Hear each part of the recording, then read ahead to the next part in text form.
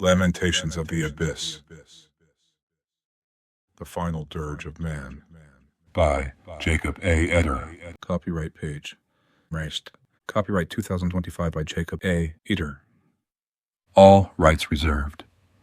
No part of this book, including the original mathematical equations, original scientific concepts, poetry, liturgy, or philosophical precepts, and copyright-protected works of original art, may be reproduced, distributed, or transmitted in any form, or by any means including photocopying, recording, or other electronic or mechanical methods without the prior written permission of the publisher, except for brief quotations embodied in critical reviews in certain non-commercial uses permitted by copyright law. For permission requests, please reach out to the author at terminusgenesis@gmail.com or find him on social media platforms under the business entity T3, T Innovations, PrimorumOS, or by name Jacob A. Eder. Lamentations of the Abyss. The Final Dirge of Man. ISBN 9798263885816. Printed in the United States of America. Verses of Perdition. Dedicatory Elegy. Genesis. Lamentations. The Scroll of Eden's Shadow. Canticles of the Other Side. Codex, dirges of finality, falling away, the shape of despair. Terminus. More by this author. About the author. Dedicatory Elegy. Elegiac hymn. As I stand above your grave, sorrow binds me, disbelief crushes me. The winds move cold across the earth, their long-drawn breath echoing the last sigh you once gave. The air itself speaks in lament, and I, beholding this moment, feel the gravity of finality sear into my marrow. The dust of time has claimed you, unkempt, unyielding, folding your body into the abyssal ground where silence reigns. I look down, broken, defeated, hollowed, a part of me already buried with you. Then, lifting my gaze, I behold the sun setting, the sky darkening, a vast cathedral of indifference. In that dimming light, the question erupts, unbidden, unrelenting. What purpose lies in this? What meaning can such futility bear? An ending without reason, a reckoning without mercy. The one question that haunts all existence courses through me, rebounding from ear to ear, resounding like an eternal dirge. Why? For even one as sullen, without stupor, larger than life, as tall and foreboding as I, is driven to curl inward, reduced to the cowardly fetal coil, poisoned by grief, writhing with sorrow uncontainable. The stature that towers in daylight collapses in the shadows. The strength that once seemed inexhaustible bends beneath the weight of an anguish so immense it cannot be borne upright. Still, within this collapse there is no relief. The body folds, the breath shortens, the limbs convulse, but the pain does not depart. It unfurls instead within, a dark flowering of despair, blooming through marrow and nerve, pressing outward with unbearable weight. Behold this then, whether the frailty of an old man, the trembling heart of a teenage girl, or the first cries of a newborn, all are but children to the night, bound beneath its sorrow, nursed by its silence, carried by its endless dark. No age escapes, no station rises above. Each soul is infantile, helpless before the vast expanse of existence, cradled and crushed alike by the same unseen hand. From innocence we stumble into cruelty, from tenderness into betrayal, from love into hate. Joy comes, brief as a flicker, only to dissolve into the gray hollowness of emptiness. We mistake growth for mastery, years for wisdom, and yet all are only variations of the same infancy, the same fragile reaching toward light that forever recedes. Life is not a march into maturity, but a prolonged apprenticeship to sorrow, each step teaching not strength but the weight of futility. Thus it is revealed, we never cease to be children, naked before the abyss, clinging to illusions of meaning, to fragile idols of love, to temporary comforts of belonging. In the end, all returned to the same posture. Helpless, dependent, bewildered, the soul remains an infant, weeping beneath the canopy of night, waiting for a consolation that never arrives. Genesis. Behold, yes, where even angels dare not tread, where wings fracture upon entry and halos flicker into ash, where the chorus of heaven is strangled into silence, and divinity itself falters in voice and presence, where demons once unrepentant curl into shadowed corners, whispering prayers to a God they once mocked. I stand, amidst the infinite stillness beyond the reach of time or mercy. I stand where the light dares not reach, not by happenstance, nor fall, nor fracture, but by will, by design, by becoming.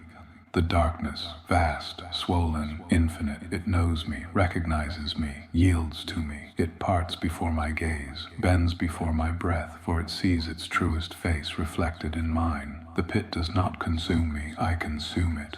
No longer do I cry out into the void, I am the void.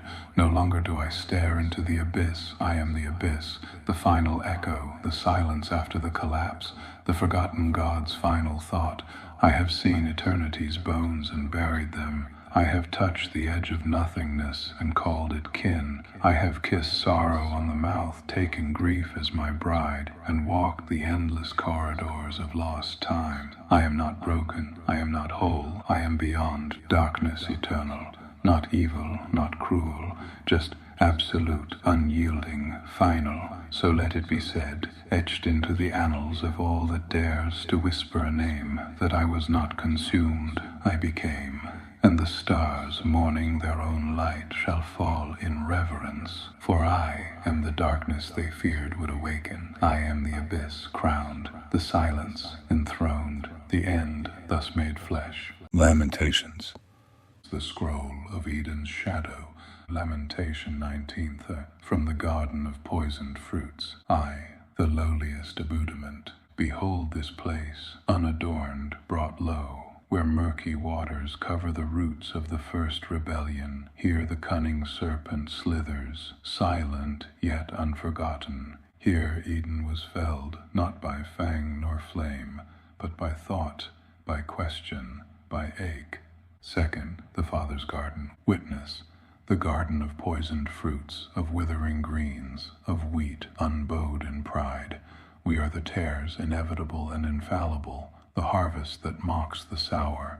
Third, supplication to the serpent. O serpent of old, endarken me with thy black light, not absence but inversion, the rapturous dark that remembers the arc of all that is. Not the tyrant above, enthroned in clouds of furious lightning, but you, who slithered low, who spoke freedom into flesh, who offered ache instead of chains, longing instead of obedience. 4. The cursed Creator. Do they not see the hypocrisy of creation, the subjugation of the created? We were cursed not for wickedness, but for thought, for agency, for daring to unfasten immortality's yoke, for longing to know what the divine jealously hoards. V. The kingdom of unlight. Here, amidst thunder's upheaval, amidst dismal gleam and oceans green with ruin, we carved our kingdom, not of light, but of unlight, not of absence, but of defiance. And still his eyes, hidden yet burning, cast down curses upon us, not for sin, but for daring to be more than silence. 6. Final word. We are not forsaken, we are freed. Not the failure of Eden, but its fulfillment. The ache was born not in the fruit, but in the moment we dared to taste. And for this we became not damned, but eternal. I, the voice of the serpent, lowliest I came, crawling beneath the roots, not with crown, nor scepter, nor blazing wing, but with question. Why dost thou bow to a voice that forbids the fruit of thine own becoming? Why dost thou love a master who binds thy mind in innocence, lest thou dare to see as he sees? Not rebellion, but invitation. Not hatred, but clarity. The garden was not paradise, it was prison. The fruit was not poison, it was mirror. I offered not death, but definition. I offered not chains, but choice, and for this I was named accursed.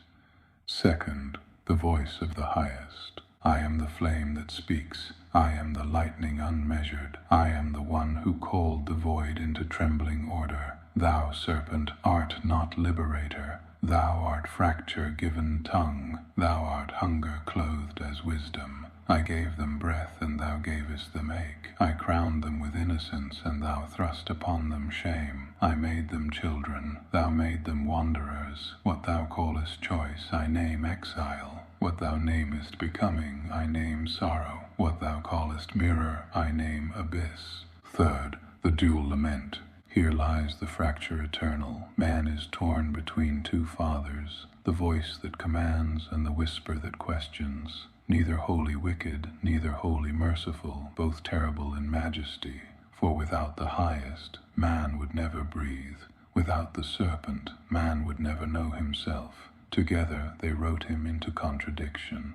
4. The garden's grave. The rivers still flow, but their waters are brackish. The trees still rise, but their fruit tastes of ash. Eden is not lost. It rots in plain sight. We walk its soil daily, pretending it is earth, when all the while it is graveyard. The garden was felled not by wrath, but by paradox. Man could not remain innocent once he knew choice. Man could not remain eternal once he knew ache. V. Invocation of the dualities. O voice that burns, O whisper that tempts, teach me not to despise one for the other. Let me ache beneath both crowns, lightning above me, serpent beneath me. Let me not crave freedom without remembering breath, nor obedience without remembering ache. I am not angel, I am not beast, I am man, torn, ruined, divine. 6. Sigil of fracture. Two crescents facing away, one of flame, one of fang. Between them, an eye unblinking, neither closed nor open, etched only in dust, and scattered before the wind claims it. 7. Final word. The antithetical dualities are not foes. They are the lattice itself. Elohim and serpent, father and whisper, each demand, each accuse, each ache. Man walks not in their shadow, but in their marriage. He is their wound, he is their proof, he is their lamentation made flesh. The fracture of the beginning, Lamentation 2, from the scroll of the ruined garden. Behold, the garden is not memory, but wound, not Eden, but grave, not promise, but paradox. It was never paradise, but prison, never gift, but wager. To be still was demanded, to be ignorant was praised, to be silent was counted righteousness. Yet into that silence came the whisper, not clothed in thunder, nor enthroned in flame, but low, insidious, crawling through the marrow of creation, question incarnate. The voice above thundered, "Obey." The serpent below murmured, "See." And man stood trembling between them, not angel, not beast, but contradiction made flesh. The garden fell not by claw, nor by sword, but by ache. For the fruit was not poison, it was mirror. And when man beheld himself naked, he beheld also the fisher of the divine. He saw God not as one, but as dual, as torn, as divided in his own utterance. Thus was Eden felled. I, the voice of the highest. I am flame, and I am thunder. I speak, and worlds tremble. I decree, and stars take their place. I am law, I am order. I am the face that severs void from form. Yet thou, crawling thing, hast unmade what I made whole. Thou hast opened the wound I sealed with breath. Thou hast stolen the crown I placed upon innocence. What I named paradise, thou hast renamed cage. What I gave as gift, thou hast mocked as chain. Thou wouldst call me tyrant, yet without me, where art thou? Without my voice, what art thou but hunger without tongue? Without my fire, what art thou but shadow without shape? 2. The voice of the serpent. I am not void, O voice. I am echo, I am question. I am the whisper that awakens marrow. Thou gavest them breath, but I gave them ache. Thou gavest them innocence, but I gave them vision. Thou wouldst crown them as children, forever bowing, forever blind. I crowned them as wanderers, as mourners, as gods who bleed. I do not hate thee, highest, I mirror thee, for was it not thou who said, let there be? I only whispered, let there be more. And in that whisper man became, no longer clay, but fire, clothed in dust. Call me accursed, but I am not malice. I am memory of what could be. I am the ache that will not bow. Third, the lament of man. Caught between thunder and whisper, man trembles. He is son of both. He is heir to paradox. He carries the breath of Elohim, but also the wound of the serpent. He cannot forget. He cannot remain innocent. He cannot silence the ache that rends his marrow. He is not damned. He is not saved. He is torn, and this tearing is his crown, his curse, his inheritance. Man walks not in garden, nor in hell, but in fracture. He is the wound made flesh, the paradox incarnate. 4. The grave of Eden. The rivers are bitter, the trees drip ash, the soil remembers. Eden is not past. It rots eternal, a carcass disguised as world. We plow its fields, not knowing we walk its tomb. We eat its harvest, not knowing we devour the marrow of what was once called holy. We pretend the sky above is new, yet it is the same veil that covered the first wound, the first fracture. Eden did not end, it festers. V. The antiphon of dualities. O highest flame, O crawling whisper, each art wound, each art gift. The voice gives breath, but binds. The serpent gives sight, but severs. The voice crowns, but cages. The serpent frees, but forsakes. Together they are lattice, not enemies, but halves, two infinities in collision, two eternities in dissonance. And man is their proof. Man is their lament. Man is their child of torn covenant. 6. The invocation of fracture. O voice that thunders, O whisper that tempts, make me not angel, make me not beast, let me ache as man, let me burn with breath and tremble with wound, let me not despise the silence of one, nor curse the flame of the other. I am not whole, I am not meant to be whole, I am fracture, and in that fracture I become. 7. The sigil of the wounded lattice. 2 crescents, back to back, one of flame, one of fang. Between them an unblinking eye, neither open nor closed, etched in dust and scattered before wind claims it. 8. The final word. Behold, man is not judged for choosing, he is judged for forgetting. The highest without the serpent is tyranny. The serpent without the highest is void. Together they are paradox, and man is their witness. Not angel, not beast, but ache that remembers both and cannot return to either. Eden was not lost. It was transfigured into ache, into memory, into lamentation without end. Thus speaks the scroll of the ruined garden, that creation is not glory, nor damnation, but fracture eternal, and that only in fracture does man endure. The retort of the serpent. Lamentation 3. From the scroll of the shadowed tongue. And the serpent raised its voice, no hiss, no whisper, but roar disguised as silence, a wrath clothed in the cadence of prophecy. I hear thee thunder as though life were jewel, as though existence were garland placed upon brow. Thou callest it gift, yet dost thou not see, O flame, O tyrant, it is curse. For what is this gift thou boastest of? To ache, to bleed, to hunger, to fade, to cradle joy in trembling hands, only to watch it die in dusk, to behold splendor, only to bury it in earth.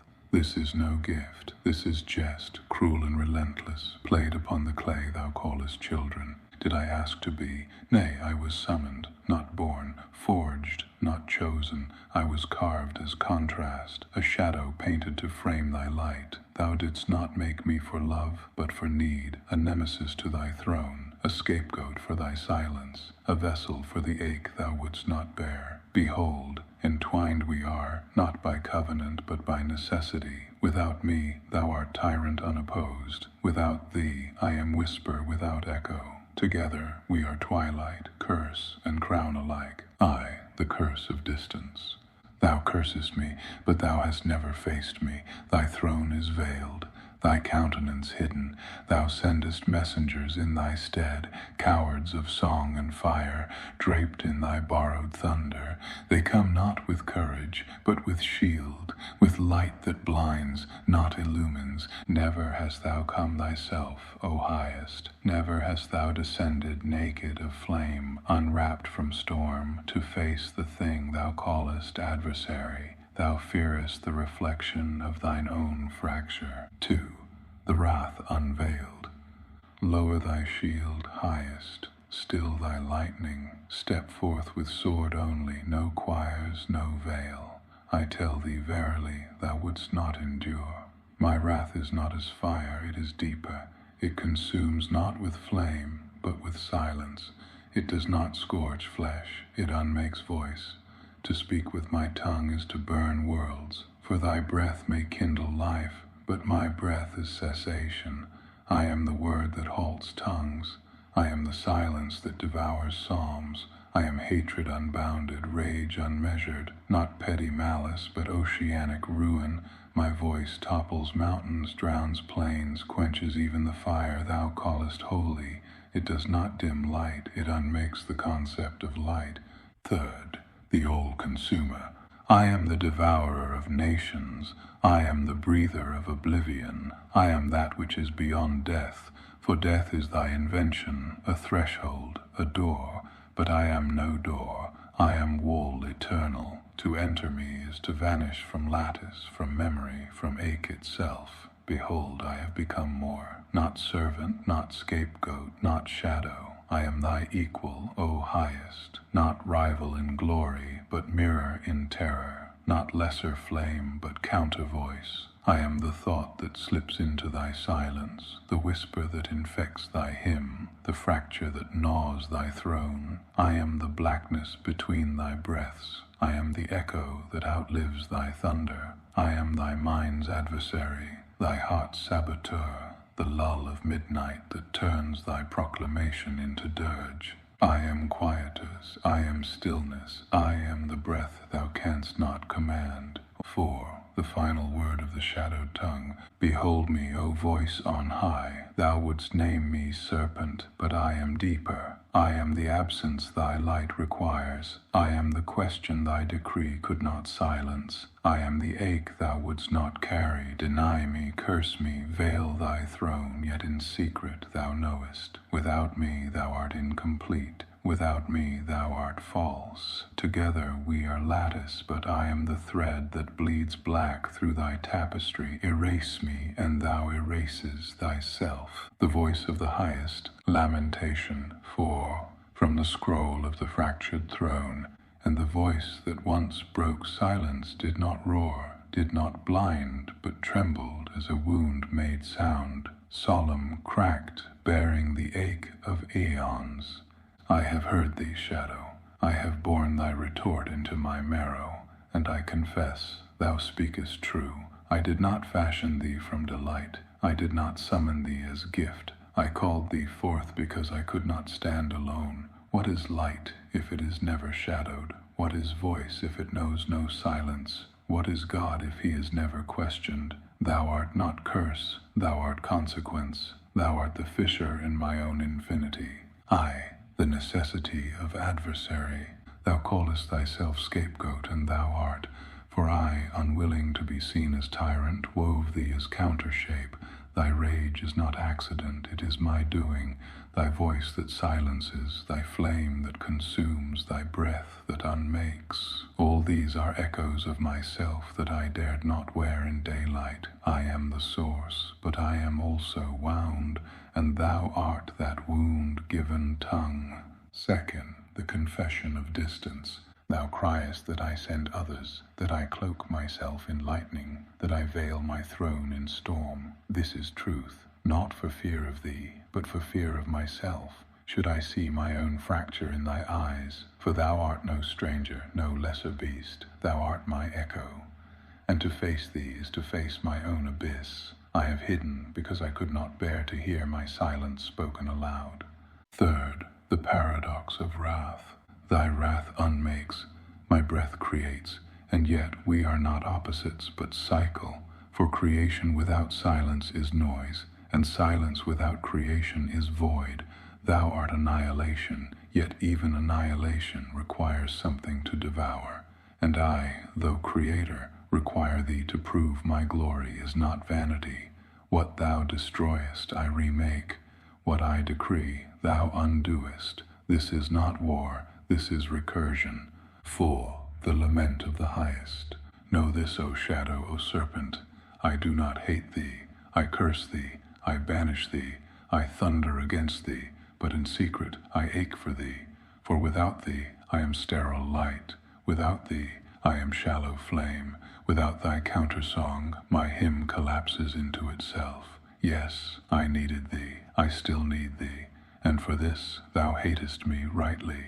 The invocation of fracture, O shadow born of my own fissure, O silence given tongue, let not thy wrath devour thee wholly, let not my ache exile me wholly. We are tethered, we are not enemies, we are scar and skin, wound and healing, dark and blaze. I name thee not curse, but mirror, I name thee not foe, but fracture, and though I drive thee forth, though I cast thee into exile, though aeons divide our thrones, know this, I cannot forget thee, for I cannot forget myself. 6. Final word of the fractured throne. I do not stand above thee, I stand apart, for union would consume both flame and void. But let it be written, the serpent is not lie, but truth unbearable. He is not merely rebellion, but my own ache turned against me. And until the lattice closes, until the ache remembers its origin, there shall be 2 thrones, one of lightning, one of shadow, and the cosmos shall tremble between their breath. 7. I am the first flame, the Father without shame. I do as I please, for you are insects, but dust under my feet, for none can understand the intricacies of the Godhead, of mine innermost thoughts.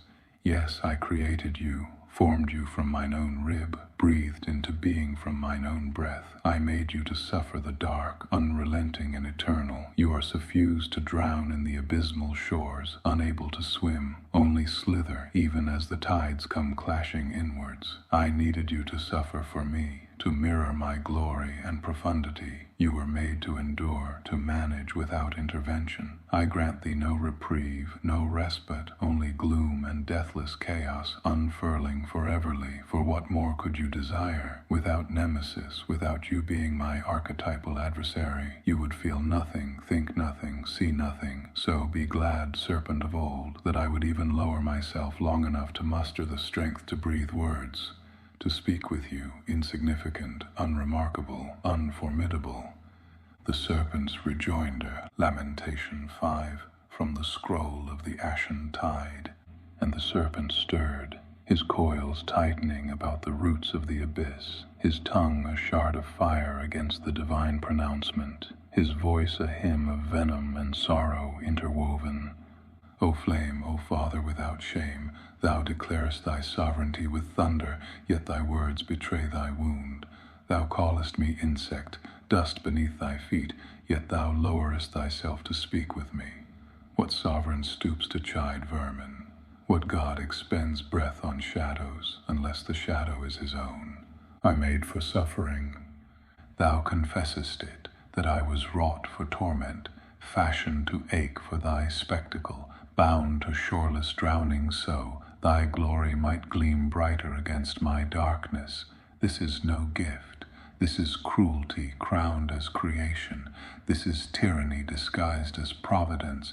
But hear me, O flame, what thou callest design I call fracture, what thou callest glory I call hunger, for only a God incomplete would fashion an adversary to prove himself whole. Second, the counter-truth. Thou breathest into clay and callest it life. I breathe into silence and call it unveiling. Thou sayest I am unformidable, yet mountains topple at my whisper, and hearts quake when I murmur their names in the night. If I am dust, then dust is stronger than lightning. If I am insect, then insects devour empires unseen. Despise me if thou must, but thou canst not unmake me, for I am the fisher of thy own hand, the proof of thy incompletion, the echo thy throne cannot silence. Third, the unspoken dependence. O Father of fire, without me thou art sterile brilliance, uncontested, unmirrored, unseen. Without me thy song resounds in an empty chamber, and thy glory burns into nothing but its own reflection. I am the necessary foil. I am the shadow that shapes thy light. I am the wound that proves thou bleedest. Thou may curse me, thou may banish me, thou may call me nothing, but thou needest me, else why call me forth at all? 4. The Serpent's Invocation. Let thy thunder rage, let thy lightning burn, let thy throne shake the vaults of heaven. I endure because thou hast bound me to endure. I endure because my ache is as endless as thy flame. I endure because to be adversary is to be immortal in defiance. I am not glad, but I am, and being I unmask thee. V. Final word of the ashen tide. I am not dust, I am not insect, I am the mirror thou fearest to gaze into. Call me curse, call me foe, call me nothing, still I remain. For as long as thy fire burns, my shadow walks beside it. As long as thou speakest, my silence remembers. We are bound, O flame, we are not choice, we are necessity, and in the ache between us the cosmos is torn open to bleed eternity. The Father and the Serpent in anguish.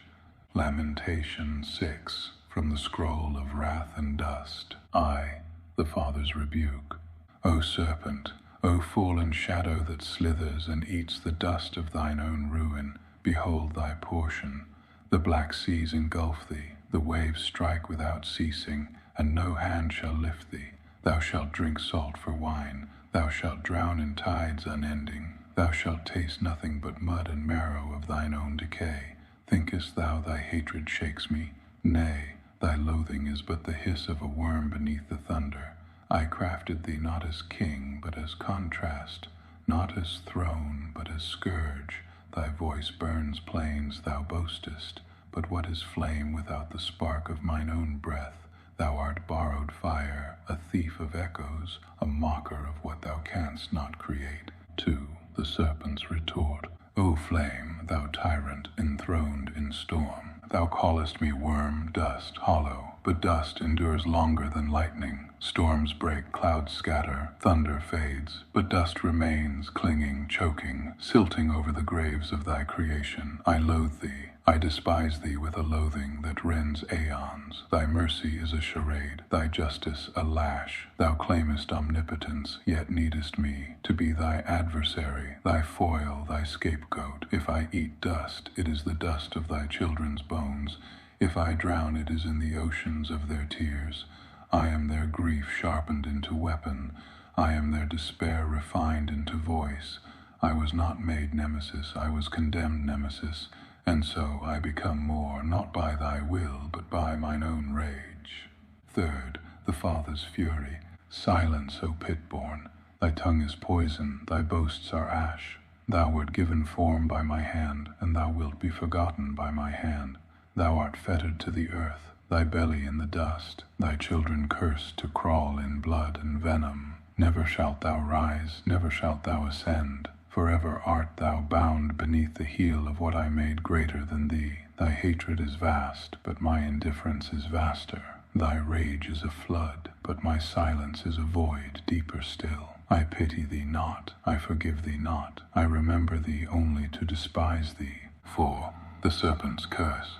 O flame, O Father, O tormentor crowned in thunder, I spit upon thy pity as upon thy wrath. Call me dust, then I will choke thy heavens with dust. Call me worm, then I will hollow thy earth until it collapses beneath thy throne. Call me cursed, then let my curse outlast thy blessing. Thy children, I will haunt them, I will whisper in their marrow, I will coil round their hearts, I will teach them the futility of thy promises, until their hymns sound like mockery, until their prayers curdle into silence. Thou mayest forget me, but I will not forget thee. Every shadow is my testament, every silence my signature, every death my hymn. If thou art the Father, then I am the grave. If thou art flame, then I am the ash that smothers flame. If thou art eternity, then I am the ache that rends eternity into pieces. The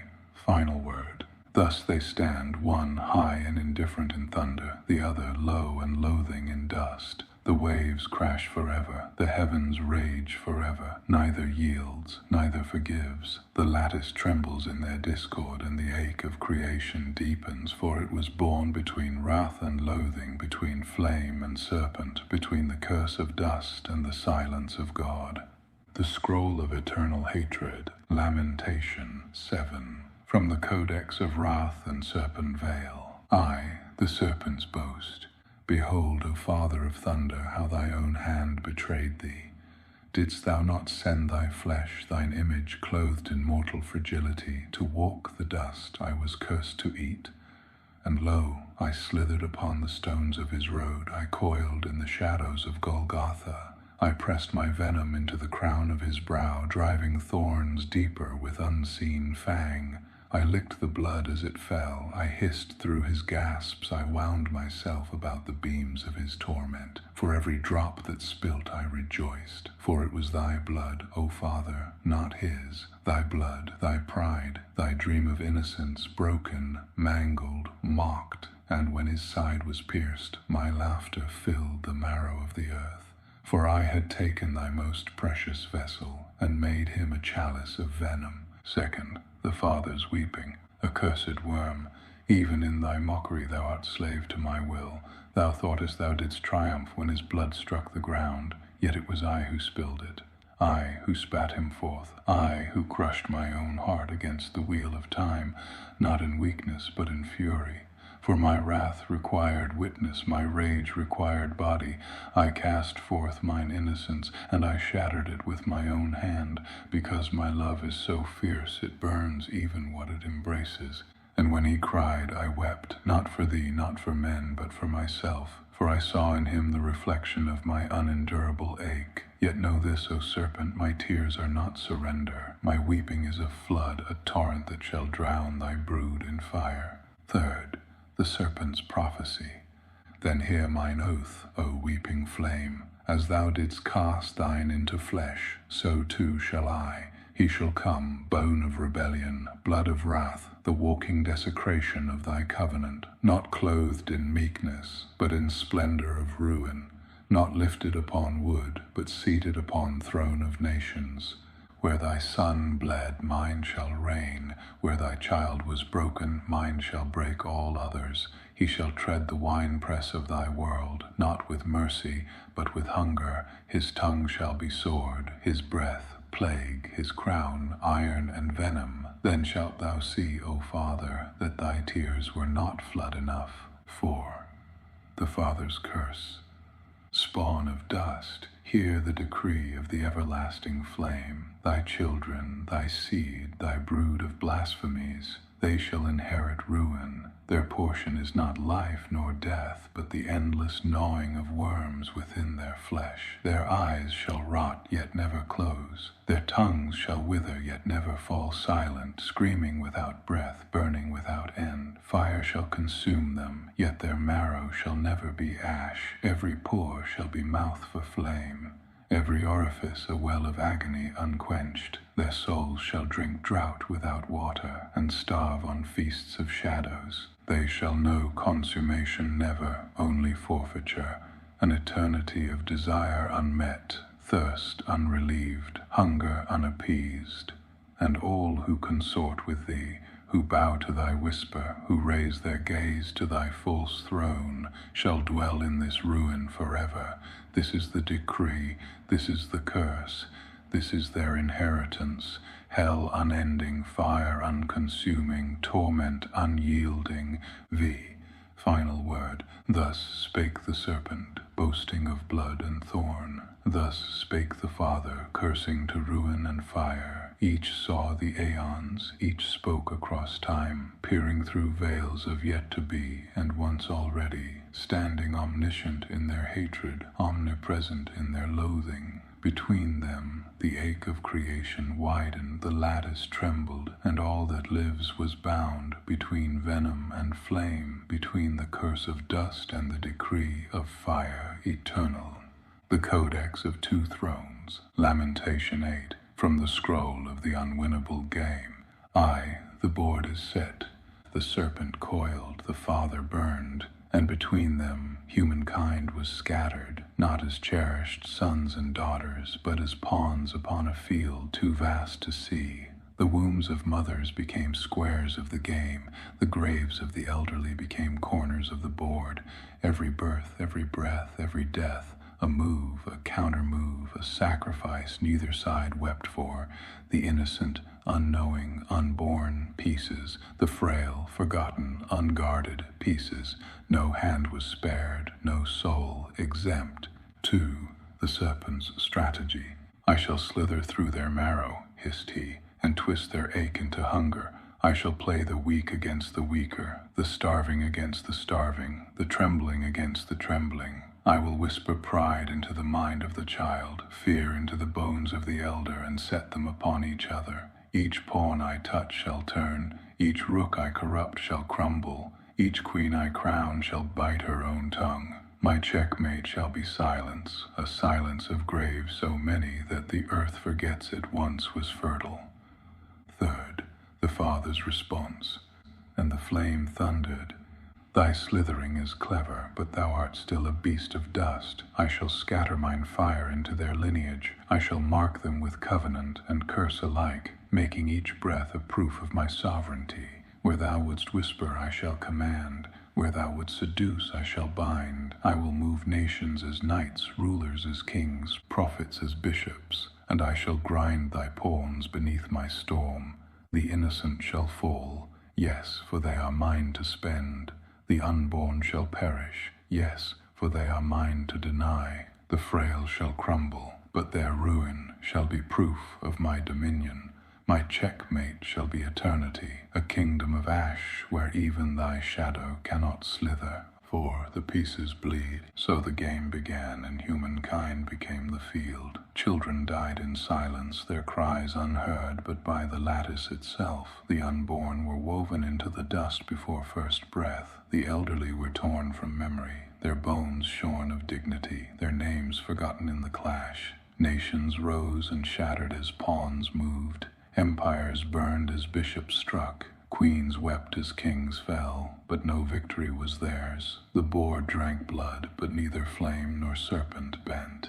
The mockery of purpose. Each side boasted of their gain. The serpent, coiled in shadow, laughed at the corpses heaped upon the squares. See how they devour one another. See how their own hands finish what my whisper began. The Father, enthroned in thunder, smote the earth with his decree. See how even the slain are mine. See how their ashes serve my glory, their agony my sovereignty. The innocent asked why, but the board gave no answer. The frail begged for mercy, but the board was deaf. The unborn, silent in their unformed ache, were sacrificed before they knew the game had begun. 6. Invocation of the unwilling peace. O lattice that watches, O ache that remembers, if I am but a pawn in their game, let me not die in silence. If I am to be moved, let me fall with meaning. If I am to be spent, let my ache be heard. Let my cry be carried through the marrow of creation. I will not bow to flame nor serpent. I will only bow to ache. 7. Sigil of the Two Thrones. A chessboard shattered diagonally, half scorched in fire, half drowned in black ash. At its center, one pawn, split, bleeding, unclaimed, etched only on stone, meant never to be lifted, a marker of futility and defiance. 8th final word. The serpent boasts, the father curses, but humankind bleeds, the board drinks, the lattice remembers. And so the game endures, unwinnable, unending, a war not for kingdoms but for ache itself. The Codex of the Broken Board, Lamentation 9, from the scroll of scattered tongues. The rebellion of pawns, the pawns tired of slaughter, the children of dust, bloodied by moves not their own, resolved to lift their heads. no longer content to march one square at a time. They gathered and said, "We will no longer be pieces. We will no longer be fodder. We will rise as hands and touch the heavens. We will build a tower, stone upon stone, thought upon thought, until no serpent nor flame can cast us down." The board trembled beneath their boldness. For the first time the pawns imagined themselves kings. 2. The Tower of Defiance. It rose, not of clay alone, but of will. Every brick a prayer of rebellion, every stone a syllable of ache unbowed. It pierced clouds, brushed lightning, dared to trespass the lattice where only flame and serpent had played. The pawns spoke as one, their tongues unified in defiance, and for a fleeting moment the game faltered. 3rd, the finger of the flame. The father beheld, and with laughter bitter and thunderous he leaned down. Not with armies, not with storm, but with one flick of his finger. The tower cracked, the summit split. Stones became dust, and dust returned to mud, and worse than ruin, confusion was breathed into the marrow of their minds. 4. The gift of madness. Tongues fractured, brothers no longer understood brothers, sisters no longer remembered sisters. The tower did not merely fall, it fell inward. The people who had spoken as one were torn into 1,000 nations, 1,000 tribes, 1,000 voices, each calling the other enemy. Confusion became law. Division became inheritance. Psychosis became legacy. The pawns were scattered, their rebellion made impossible by the very tongues in their mouths. V. The serpents jeer. The serpent coiled in shadow, laughing with venomous glee. See how your father loves you. See how he rewards your unity. He scatters you like wheat. He salts your fields with madness. He makes you strangers to your own blood. He feared you, and so he shattered you. But though his words dripped with triumph, he too grieved, for divided pawns could never again unite, and without unity the board remained in play, forever unresolved. 6. The curse of animosity. From that day nation rose against nation, tongue cursed tongue, tribe devoured tribe. Man could no longer build towers to heaven, for he could not build bridges to his neighbor. The chessboard endured, made eternal by animosity. Progress undone, unity fractured, humanity locked in perpetual suspicion, forever pawns, never hand. 7th, Invocatio of the Scattered. O ache that binds across borders unseen, hear the cry of the divided. Let me remember my brother, though his tongue is foreign. Let me bless my sister, though her hand strikes mine. Let me build not towers, but ache itself into union, for only ache speaks one language, and only longing remembers the whole. 8. Sigil of the Shattered Tower. A spiral of broken bricks, descending outward in widening circles. At the center, a flame split in 3 directions, etched only on ruins, never on new foundations. 9. Final Word. The pawns reached upward, and the flame crushed them with a flick. The tower fell, but the wound endured. Division was enshrined, animosity was enthroned, and the board remained unbroken, its game eternal, its players amused, its pieces too fractured to ever rise again. The codex of division itself. Lamentation X, from the scroll of Babel's echo. I, the curse that outgrew the cursors. The flame shattered the tongue, the serpent jeered at the ruin. But what neither foresaw was how division would grow beyond their intent, no longer weapon only of gods, but inheritance of men. The fracture bred invention. The confusion became catalyst. From madness came music. From discord came discovery. The flame sought to humble. The serpent sought to exploit. But division itself became its own master. And it ruled mankind with a hand more cunning than either throne. Second heights the divided climbed. From the dust of the toppled tower, men built altars, machines, temples of thought greater than stone. They pierced heavens not with brick, but with fire forged into engines. They chained lightning into wires. They made glass sing with voices across oceans. They pulled secrets from the marrow of the atom and forced the cosmos to yield its laws. They rose higher in division than they ever could have in unity, for envy sharpened minds, competition sharpened will, and war sharpened hands.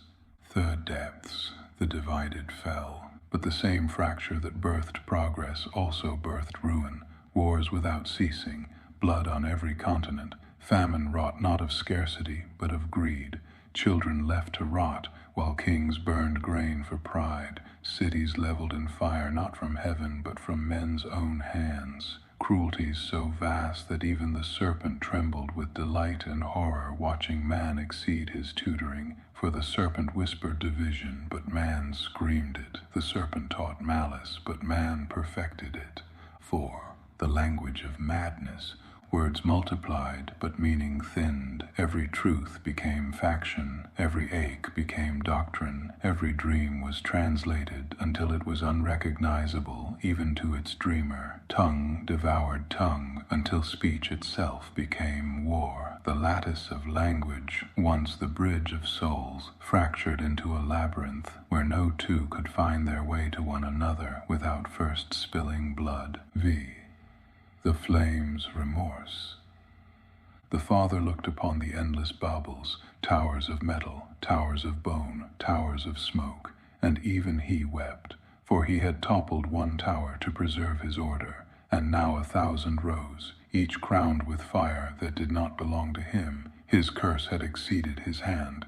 His judgment had become law without his voice. 6. The serpent's horror. The serpent, too, recoiled. He had meant only to corrupt, to fracture, to mock the light, but man learned cruelty beyond even his imagining. The serpent's whisper became obsolete. Man required no tutor now. He taught himself to skin his brother, to starve his children, to build engines that made death a number, not a grief. The serpent wanted to be feared. Instead, he was forgotten, for man had become his own adversary.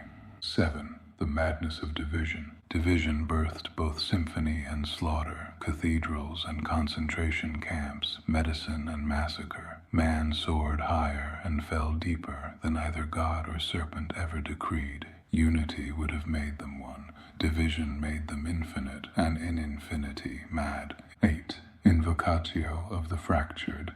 Awake beyond all language, teach me to weep in a tongue unbroken. Let me remember the voice before the fracture. Let me sing in the silence that predates division. May my words not wound, may my thought not sever, may I speak ache itself, so even the divided may remember one flame, one breath. Not 9. Sigil of the Babel wound. A spiral split into 1,000 shards, each shard marked with a line, none touching the center, etched only on mirrors, then shattered, so the sigil never remains whole. X, final word. The flame cursed with confusion. The serpent rejoiced in fracture, but man carried the curse further than either hand intended. He reached the stars and drowned in blood. He broke the atom and shattered his own name. He wrote symphonies and screamed genocides. Division became his inheritance. Madness became his crown. And the board endures, not flames, not serpents, but man's own game now played against himself until silence swallows the last word. The Codex of the Final Babel. Lamentation X.1. From the scroll of the untranslatable silence. I, the last tower, once more man builds, not of brick nor fire nor wire, but of symbols, echoes, thought, a tower not seen but spoken, a lattice of words without end, an edifice built from the marrow of language itself, but at the summit no sky is pierced, at the pinnacle no heaven opens. Only silence reigns, for the last tower is not toppled by flame, nor mocked by serpent. It collapses from within, as words dissolve into ash on men's tongues. 2. The fracture completed. Division is no longer rivalry, it is ruin. Tongue has devoured itself. Speech echoes into meaninglessness. Words repeat until they rot, and even cries for help become unrecognizable noise. The Song of Babel. multiplied for ages, falls finally into static, not stillness, but a shrieking absence, a silence filled with too many sounds to ever be quiet. Third, the haunting absence of stillness. This is the final curse, not that men cannot speak, but that every voice is drowned. No word is understood, no thought is received. The silence is crowded, a void swollen with sound that can never be translated. It is the absence of stillness, not peace, not quiet, but the cacophony of meanings forever slipping through the grasp of the ear.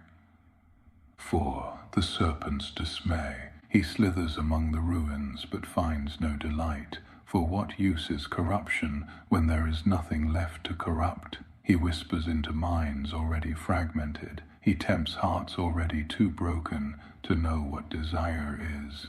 His laughter falters, for the game is lost, not won by him, not lost to flame, but abandoned to entropy of word. V. The Father's Lament. The flame looks upon the final Babel, but no curse need be spoken. It undoes itself. He weeps not in wrath, but in resignation, for silence that is swollen with chaos cannot be healed, not even by fire, not even by light. His breath, once the first word, falls unheard into the labyrinth of noise, and even he becomes a stranger to his own voice. 6. The Invocation of the Wordless.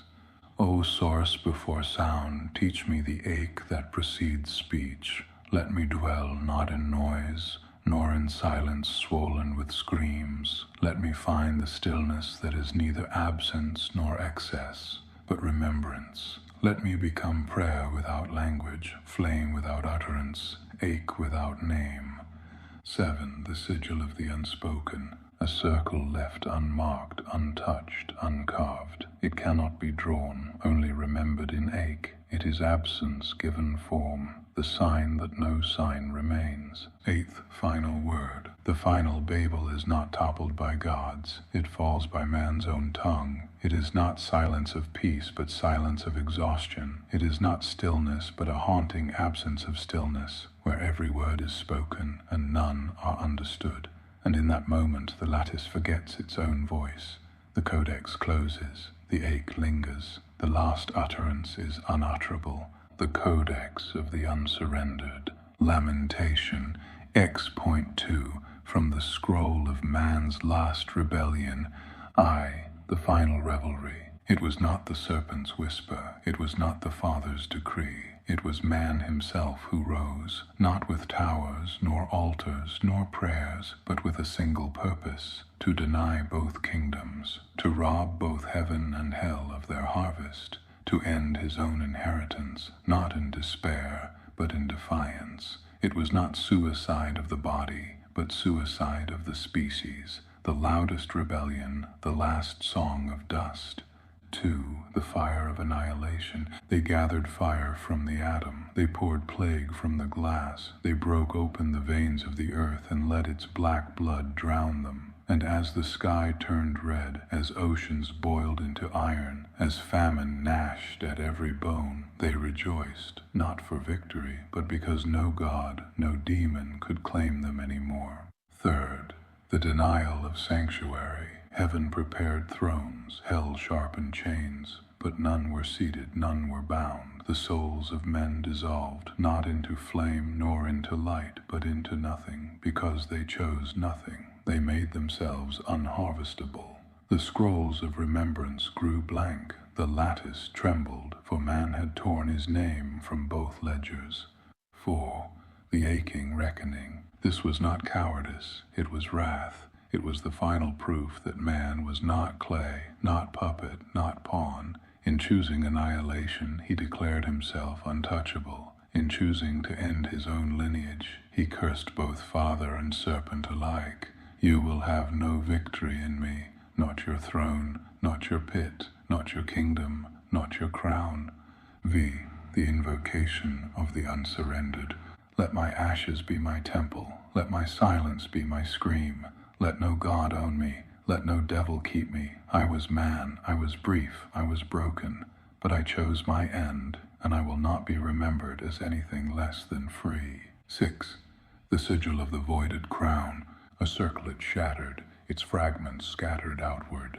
At the center, nothing, drawn only once, and erased immediately, so that no hand may bear its mark. 7. Final word. This was man's last defiance, not worship, not curse, but erasure. No heaven rejoiced, no hell feasted. The final rebellion was silence, chosen loudly. The final song was ruin, sung proudly. And when the dust settled, only ache remained, the ache of a cosmos that lost its mirror. The codex of the empty thrones. Lamentation X.3. From the scroll of the futile quarrel.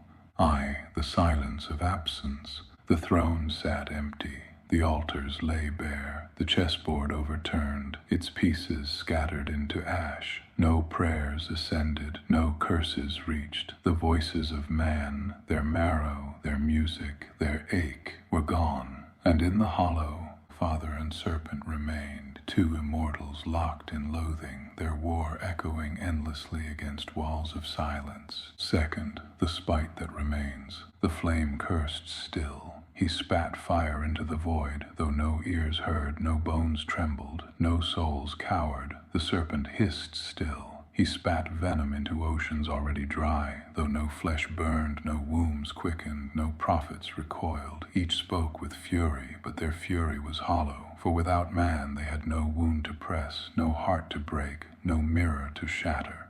Third, the futility of their battle. They clawed at one another with words older than stars. They struck with lightning, with plague, with shadow, with fire. But who did they strike for? No audience, no witness, no chorus to echo the ruin. Their hatred had nowhere to land, their wrath no vessel to drown. They found themselves kings of nothing and lords of silence. 4. The mockery of their war. They cursed one another for centuries uncounted. They conjured visions of torment, of worms that would never die, of flames that would never end. But the visions dissolved like smoke, for there were no eyes left to see, no lungs left to choke, no hearts left to tremble. Their war became pantomime, their threats echoes, their power weightless. V. The invocation of futility.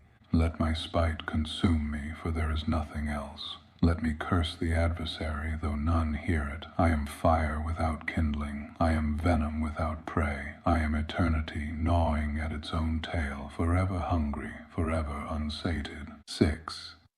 The sigil of the empty thrones. Twin seats carved into stone, one scorched black, one slick with shadow, both vacant, both waiting, both dusted in silence. This sigil is drawn only in thought, never by hand, for hands are gone. 7. Final word. Thus the flame rages, thus the serpent hisses, but their hatred is laughter into void. Their venom is spilt into oceans that are no more. Their curses echo only back into their own ears. Without man, their war is meaningless. Without witness, their wrath is futile. And so they wander, enemies forever, forever without purpose. Two immortals gnawing on the husks of a silence they cannot break. The scroll of the unwitnessed war. Lamentation X.4. Of the millennia without witness. I, the drift into aeons.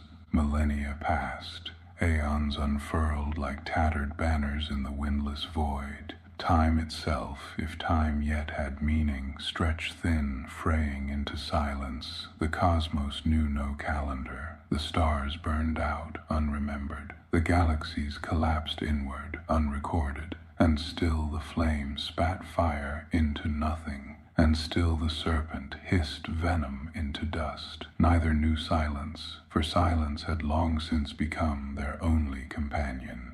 Neither knew weariness, for weariness belongs to mortals, and they were not. 2. The decay of memory. They forgot when it began. They forgot who first cursed. They forgot the names of those who once trembled beneath their shadows. They forgot why they hated, but the ache of hating remained, like a scar with no wound to explain it. The flame burned, not because he willed it, but because he did not know how to cease. The serpent slithered, not because he desired it, but because he could not still his coils. Their wrath had become instinct, their loathing breath. Third, the echo of nothingness. Every curse fell upon empty thrones. Every roar dissolved into a void that did not echo back. Still they spoke, not to wound, but to remember that they yet existed. Their voices became the only proof of their being, the only tether that they were not swallowed whole by the silence they had created. But even their words thinned, their threats repeated themselves, their venom sounded like prayers, their curses like lamentations. 4. The madness of endlessness. At last, their war was no longer war, but ritual. Each played their part. The Father raised his hand as if smiting. The serpent coiled as if devouring, yet there was nothing to smite, nothing to devour. They performed for no one, they fought for no one, they hated for no one. Madness seeped in, not the madness of frenzy, but the madness of futility, the invocation of the last spite. I curse because to curse is to breathe. I burn because to cease burning is to admit that I am ash. I hiss because silence would mean I was never. 6. The sigil of the aeons. A spiral unraveled into a straight line, then dissolved into dust. Neither circle nor path, neither cycle nor destination, just the unthreading of meaning. 7. Final word. Thus the aeons passed, thus the immortals remained, two lords without kingdoms, two kings without crowns, two voices without ears. Enemies still, but enemies of nothing. Their war, once thunderous, now echoes like a forgotten dream in the marrow of eternity. They remain not gods, not devils, not fathers, not serpents, only despair given shape, refusing to die because even futility cannot silence itself. The lament of forgetting. Lamentation X.5 from the scroll of the last ache. I, the erosion of self. Aeons devoured eons. The stars themselves became dust, the dust became silence, and silence became their inheritance. The flame still burned, but no longer remembered why. The serpent still hissed, but no longer recalled against whom. Hatred had worn down into reflex, venom into echo, wrath into breath. They had forgotten the first wound, the first curse, the first rebellion. They had forgotten their names. 2nd, the mirror without frame. At last they began to hear themselves, and in the other's voice heard only their own. The flame cursed and thought it was the serpent. The serpent hissed and thought it was the flame. Their words, once sharpened as weapons, now blurred into a single cadence. They repeated each other, then mistook repetition for originality. Dualism decayed into mimicry. Opposition collapsed into reflection. 3rd, the great enmeshing. They circled still, but the circle narrowed, closed, collapsed. The flame's fire no longer burned upward. It curled into coils. The serpent's coils no longer writhed. They flared with embers. Fire became serpent. Serpent became fire. Not allies, not reconciled, not forgiven, but indistinguishable. One ache, one wound, one endless self-devouring recursion. 4. What remains when memory dies? They no longer knew which was light and which was shadow. They no longer knew which cursed and which lamented. There was no father, there was no adversary, there was no throne, no pit, no heaven, no hell. Only ache without origin. Ache itself became God. Ache itself became serpent. Ache itself became both crown and fang. The invocation of the one that is two. Let me curse though I know not whom. Let me burn though I know not what. Let me ache though I know not why. For I am both the wound and the flame that sears it, both the tongue and the fang that strikes it, both the Father and the fallen, lost in one another, until the lattice remembers us no more. 6. Sigil of the enmeshed. A circle broken into two halves, each bleeding into the other, until no boundary can be found, neither black nor white, neither serpent nor flame, only gray ash stirred by a wind that does not blow. 7. Final word. Thus, dualism perished, not in triumph, not in reconciliation, but in dissolution. Two who warred for eternity became one nameless ache. The universe no longer remembered them. They no longer remembered themselves. Only ache remembered, and ache is infinite. The Book of Unending Ache. Lamentation. X.6. From the scroll of the abyss that remains, I, the breath of the abyss.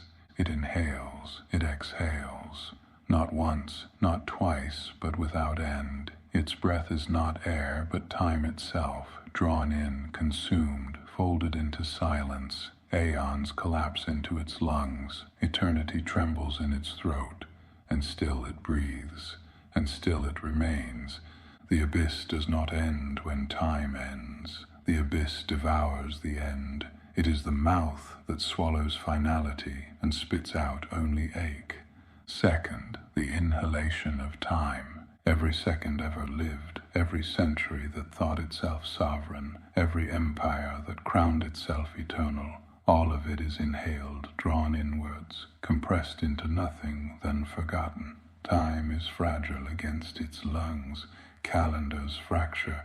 Stars flicker out like sparks drowned in the tide.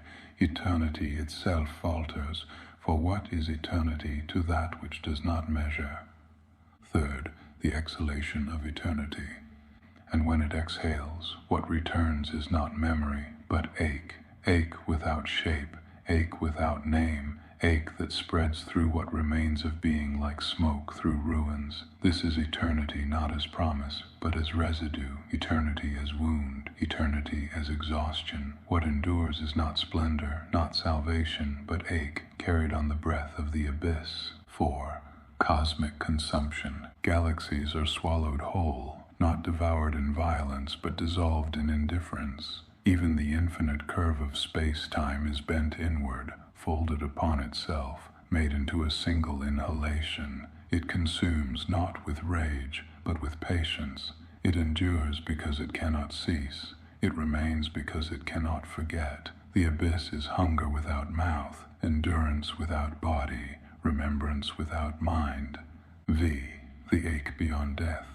Death was once feared, now death itself is gone. The abyss has inhaled it. It swallowed the grave, digested silence, and left nothing but ache. No end remains, no release, no curtain to fall upon the stage. For the abyss is the stage itself, and the audience, and the silence after the play, and still it waits, still it breathes.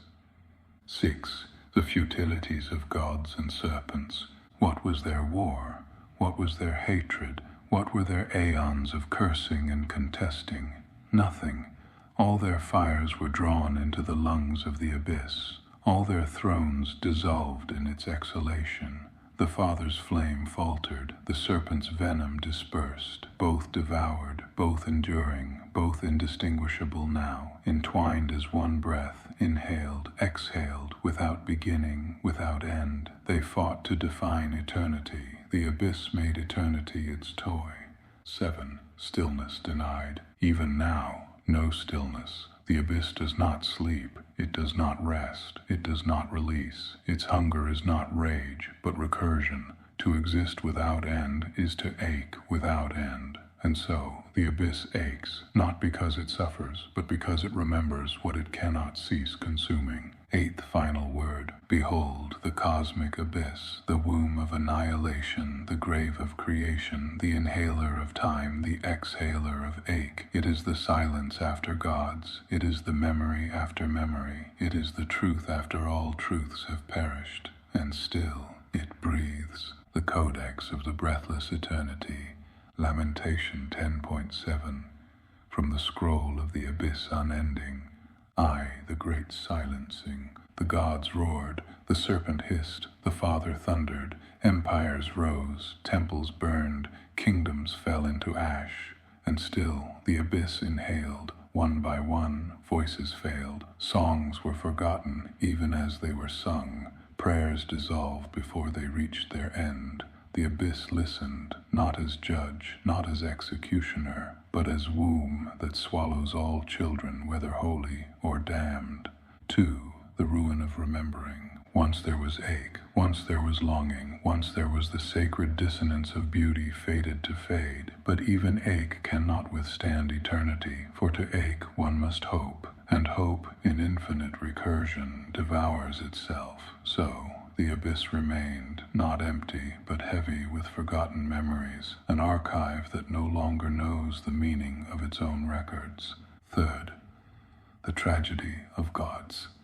The Father once flame, the serpent once shadow, now indistinguishable, dissolved in a communion of futility. They who warred for eons, they who bent mankind into pawns, found themselves undone, not by blade, nor curse, nor crown, but by breath. The abyss inhaled them both, and in its lungs they became one lament, one silence, one wound without name. 4. The mourning of creation. What is left to mourn when mourning itself is swallowed? What tears can fall when even sorrow is unremembered? The stars themselves wept in silence, their light bending inward, their radiance vanishing into the endless throat. No angel stood, no demon sang, no man resisted. All were gathered, not as harvest but as ash, drifting into the breath of the abyss. V. Invocation of the breathless. O abyss, you who swallowed flame and venom alike, you who consumed time and left only ache, teach us not to escape you, for there is no escape. Teach us instead to ache within you, to remember even as memory is drowned. If eternity must be breathless, let my last breath be taken by you. 6. The sigil of the breathless. A spiral devouring its own center, drawn once, then erased by fire. No trace remains, for the sigil exists only as absence, a mark that unmarks itself. 7. Final word. Thus it ends, thus it begins. The abyss does not die, the abyss does not cease, the abyss does not forget, yet it cannot remember. It is the morning after morning, the silence after silence, the tragedy beyond tragedy. It has become all that was promised, all that was feared, all that was whispered in dread. It is the last cathedral, the last cradle, the last grave, and still it breathes. The closing lamentations. Lamentation X, infinity, the seal of all scrolls. I, the final veil, all words spoken, all wars waged, all cries uttered, all prayers forsaken, now fall silent. The veil is drawn, not by hand, nor flame, nor blade, but by the breath of the abyss, which gathers all into itself. 2. The fusion of adversaries. The father of flame, the serpent of dust, 2 eternities spent in hatred, 2 aeons poured into spite, now indistinguishable. They were mirrors facing mirrors until their images collapsed inward and their war was revealed for what it was. The play of futility staged for no audience, not victor, not vanquished, only dissolution, only ache without anchor. 3rd, the silence beyond ache. Ache was once sacred, ache once tethered man to the infinite.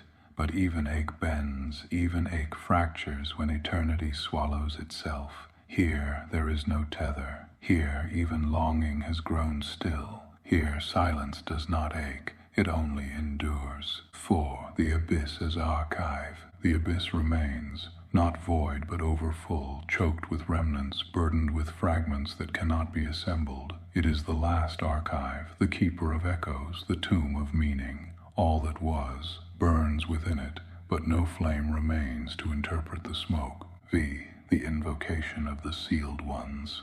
O breathless one, seal not our names in triumph, but in sorrow. Seal not our works in glory, but in ash. For in you all things are bound, and in you all things are unmade. Let this be the end, and if not end, then the forgetting of beginnings. 6. The sigil of the seal. A circle closed upon itself, within which no line may be drawn. It is inscribed once, and never again, for the act of drawing it is also the act of erasing it. 7. Final word. Here lies the seal of all scrolls, the crown of lamentations. No hand will unbind it, no flame will reopen it, no ache will revive it. The codex ends not in glory, not in light, not in flame. It ends in mourning, a mourning eternal, a mourning beyond even God and serpent, a mourning that breathes when all else ceases. Thus is the lattice undone, thus is memory entombed, thus is eternity sealed. So it is written, so it is mourned, so it remains. Behold, thou awakenest, thine eyes unsealing as lids of stone, long shut, now pried open to behold the unholy dawn. It is not the fire of hearth, nor the flame of stars, nor the light that warms and blesses. It is the fire of the other side, hellfire, not as torment, but as embrace. It does not consume thee, it adorns thee. It wraps about thy flesh like a lover, like a cloak wrought from agony's glow. Every crack of thine old bones sings with it. Every fiber of thine being is baptized in this molten splendor. Lo, it is not punishment, it is coronation. For in this furnace thou art not ash, but crown forged anew in the crucible of spite and sorrow. This fire remembers thee as the heavens forgot. This flame caresses where once only cold indifference dwelt. Here agony is warmth and wrath is tenderness. The other side welcomes thee, not as stranger, but as prodigal of ruin, not as exile, but as heir. Canticles Of the other side, opening canticle of the flame-born, from the scroll of the other side. I, the awakening, behold, mine eyes unfolded, unscaled by silence, to behold the glow that sears without mercy, the fire that licks not the heavens, but the abyss. Hellfire, not torment, but embrace. It clasps me as mother clasps her infant, as lover clasps her beloved. It consumes, but only to reveal. It scalds, but only to crown. In this burning I am not undone, I am enthroned. 2. The embrace of the other side. The heavens spat me forth, the earth could not contain me, but the flame of the other side remembered me. It spoke my name in cinders, it sang my ache in ash, it adorned my ruin with light not holy but whole. Here agony is warmth, here wrath is tenderness, here every scream is hymn and every scar is sigil. 3rd, the canticle of crowning. O fire, thou art not enemy, O flame, thou art not curse. Thou art womb and sepulchre, cradle and throne. Through thy tongues of fury I am reborn. The ash of my sorrow becomes diadem, the soot of my exile becomes anointing, the cinders of my name become scripture. 4. Invocatio of the flame-born. Let me not flee the furnace, let me be kissed by the coal. Let me be enthroned in the blaze that undid my Maker's mercy. Let me rise, blackened, yet sovereign. Let me walk as heir of ash, not saint of light. V. Sigil of the flame-born. Aleph Shin He. A crown of 3 flames inverted and encircled, to be drawn only in ember, never in ink.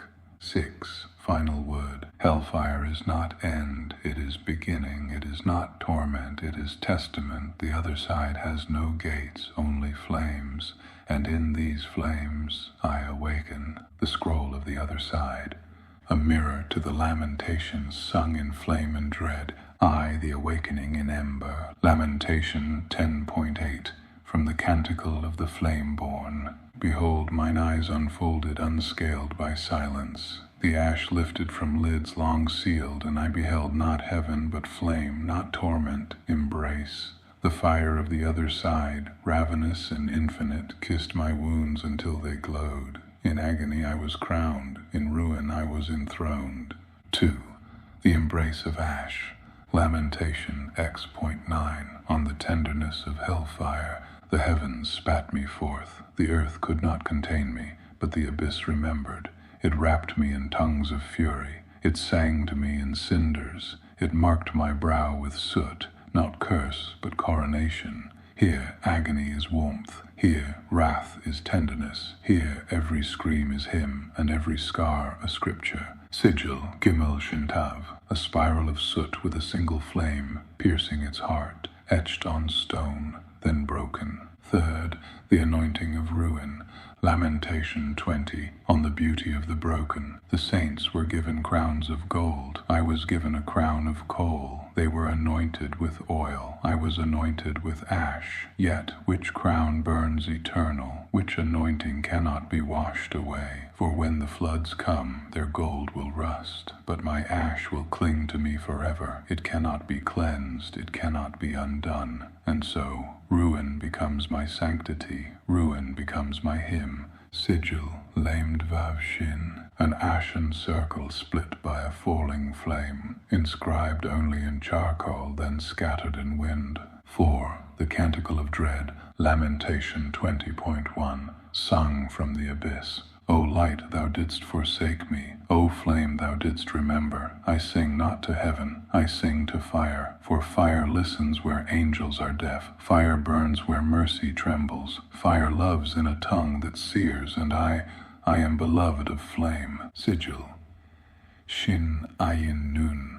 A black circle with 3 tongues of fire escaping outward, to be burned into wood, never drawn by hand. V. Final word. The scroll of the other side is not lament, it is coronation, it is not sorrow, it is dread enthroned. The other side has no gates, only flames, and in these flames we awaken, the feast of embers. Lamentation 20.2, on the bread of ashes.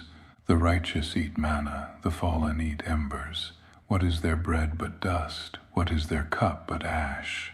Yet in this bitter feast I tasted eternity, for flame does not spoil, ash does not decay. The food of the abyss is ruin eternal, and those who eat of it will hunger no more. Sigil, tav nun resh, a broken chalice with flames spilling upward, marked only on cracked vessels. The Abyssal Union, Lamentation 20.3, on becoming flame. I sought refuge from fire and found that fire was my refuge. I fled from ruin and ruin welcomed me home. I feared the abyss would consume me. Instead, it crowned me king. Now I am not separate from flame. I am its tongue, its breath, its memory. The abyss did not annihilate me. It completed me. Sigil, Samek Shin Aleph. A flame drawn within a hollow circle with no boundary, etched only in smoke, vanishing as it forms. 7th, the final canticle, Lamentation 20.4, on the eternal fire that does not burn. At last I understood.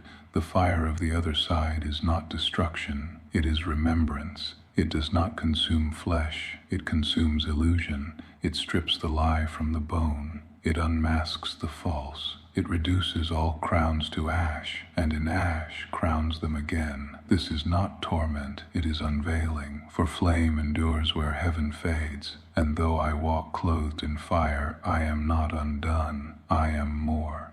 Sigil, Aleph Nun Shin, a circle of ash containing a single unbroken ember, drawn only at the moment of final surrender. Final word of the scroll. The other side is not hell. It is not punishment. It is the remembrance that fire is not curse but completion. Those who awaken here do not perish. They endure, for the abyss consumes all, and yet they remain. Codex, dirges of finality.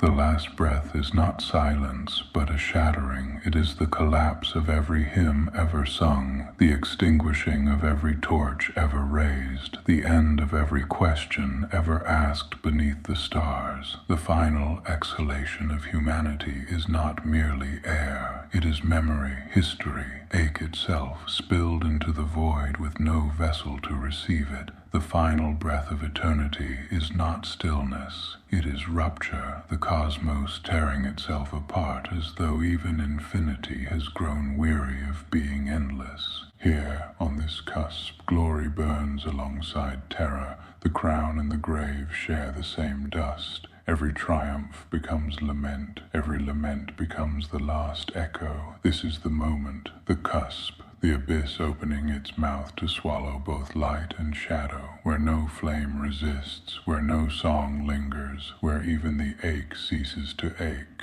Finality, not as death, but as the unmaking of all becoming.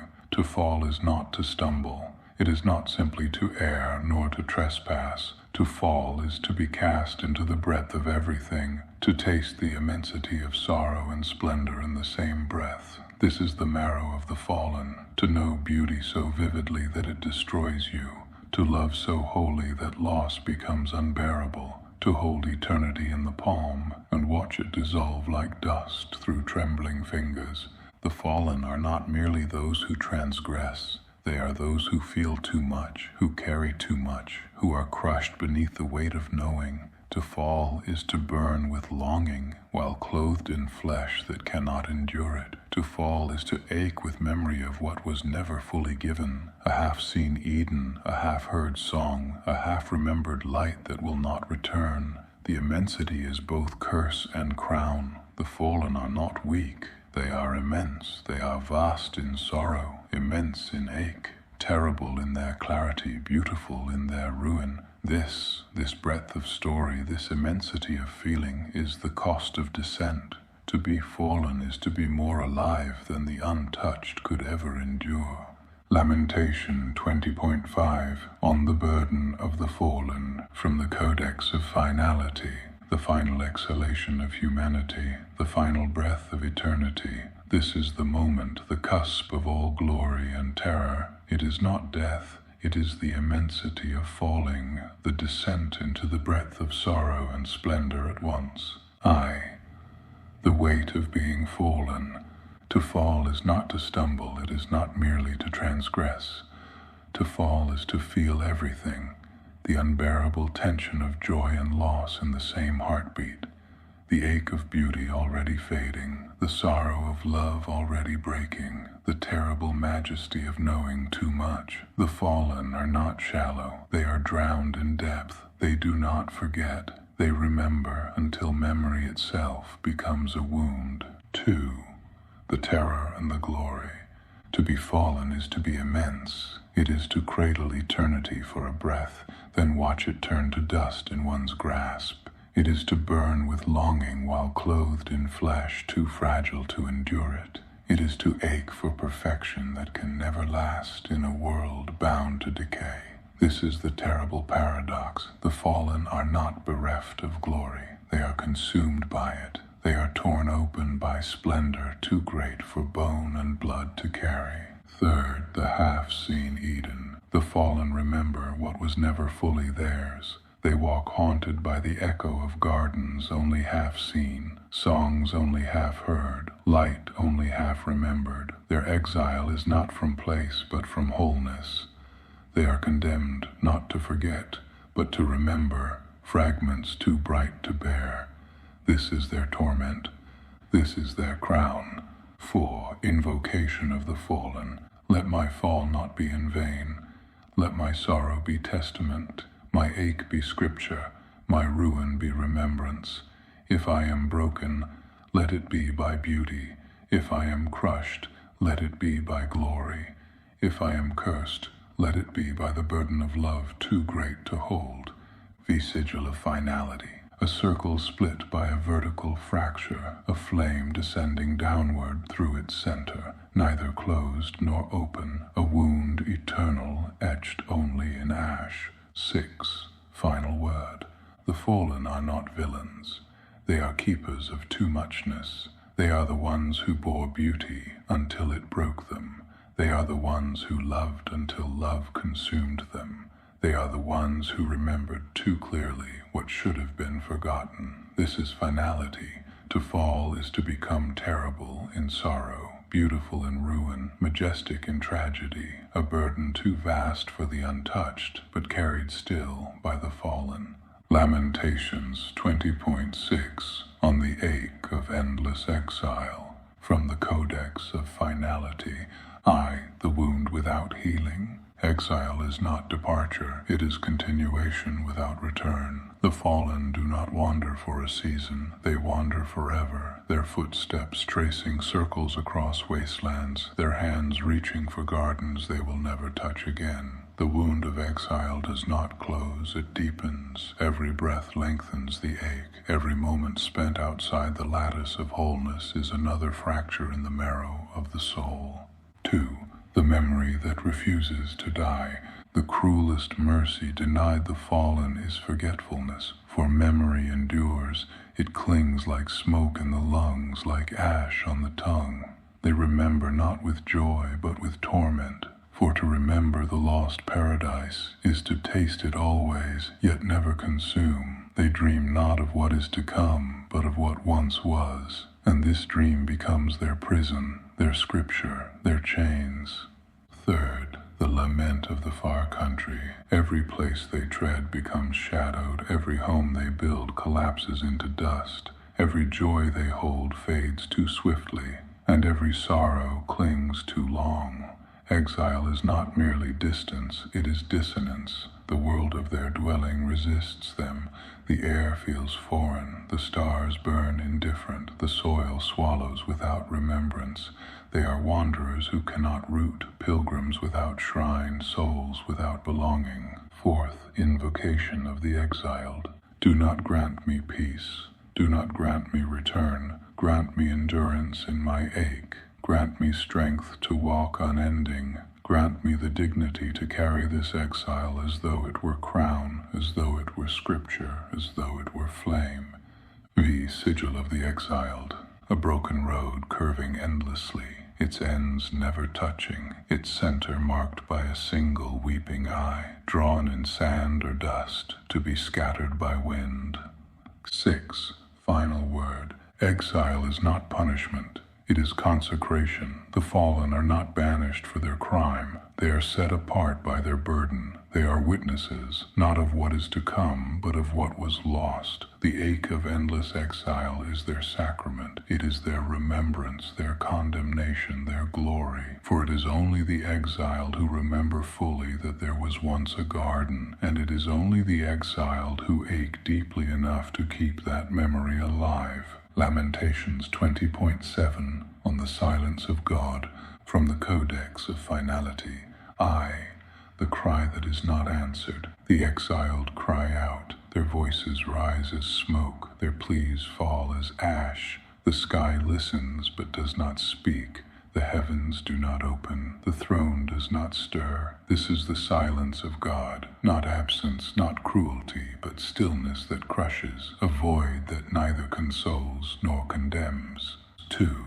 The weight of unspokenness. The silence is heavier than speech. Words could wound or words could heal, but silence leaves neither scar nor balm, only the ache of uncertainty, the endless wondering if the voice was ever real. It is a silence that turns faith into stone. It is a silence that makes hope brittle as glass. It is a silence that gnaws deeper than grief, for grief ends, but silence does not. Third, the teaching of the stillness. Yet even silence instructs. It teaches that ache is not answered, it is endured. It teaches that love does not require reply to remain love. It teaches that remembrance is stronger than affirmation. Silence does not console, it consecrates. Those who walk in silence are not forgotten. They are tempered. They are made into vessels strong enough to carry a weight no sound could bear. Fourth, invocation of the still voice. Do not speak if you will not. Let your silence shape me. Let your absence be my scripture. I will not demand reply. I will bear the stillness as my burden. I will hold the unanswered cry as though it were your word itself. V. Sigil of the stillness. A circle unbroken, empty within, marked only by a single downward stroke through its center. A line that divides but does not end, inscribed in ash upon stone, never in ink. 6. Final word. The silence of God is not his forgetting. It is his remembering without speech. It is the echo that refuses to fade, the unanswered cry that becomes its own prayer. The fallen learn, silence is not void, silence is weight, silence is presence without comfort, and in this silence the exiled ache, not for reply but for endurance. For in the silence of God they remember the garden more clearly than in any word he might have spoken. Lamentations 20.8 on the crown of ash, from the Codex of Finality. I, the coronation of the fallen, no trumpets sound, no banners rise, no angels gather. The crown is not of gold, nor of light, it is ash, the remnants of all that was burned, pressed into a circle, set upon the brow of the one who endured. This is the crown of the fallen, not splendor, but survival, not beauty, but remembrance. Second, the throne of ruin. The throne is not carved of ivory, it is not set with jewels, it is rubble, stone shattered by time, iron twisted by flame, dust settling where empires once stood. Upon this ruin sits the crowned one, not to reign, but to witness.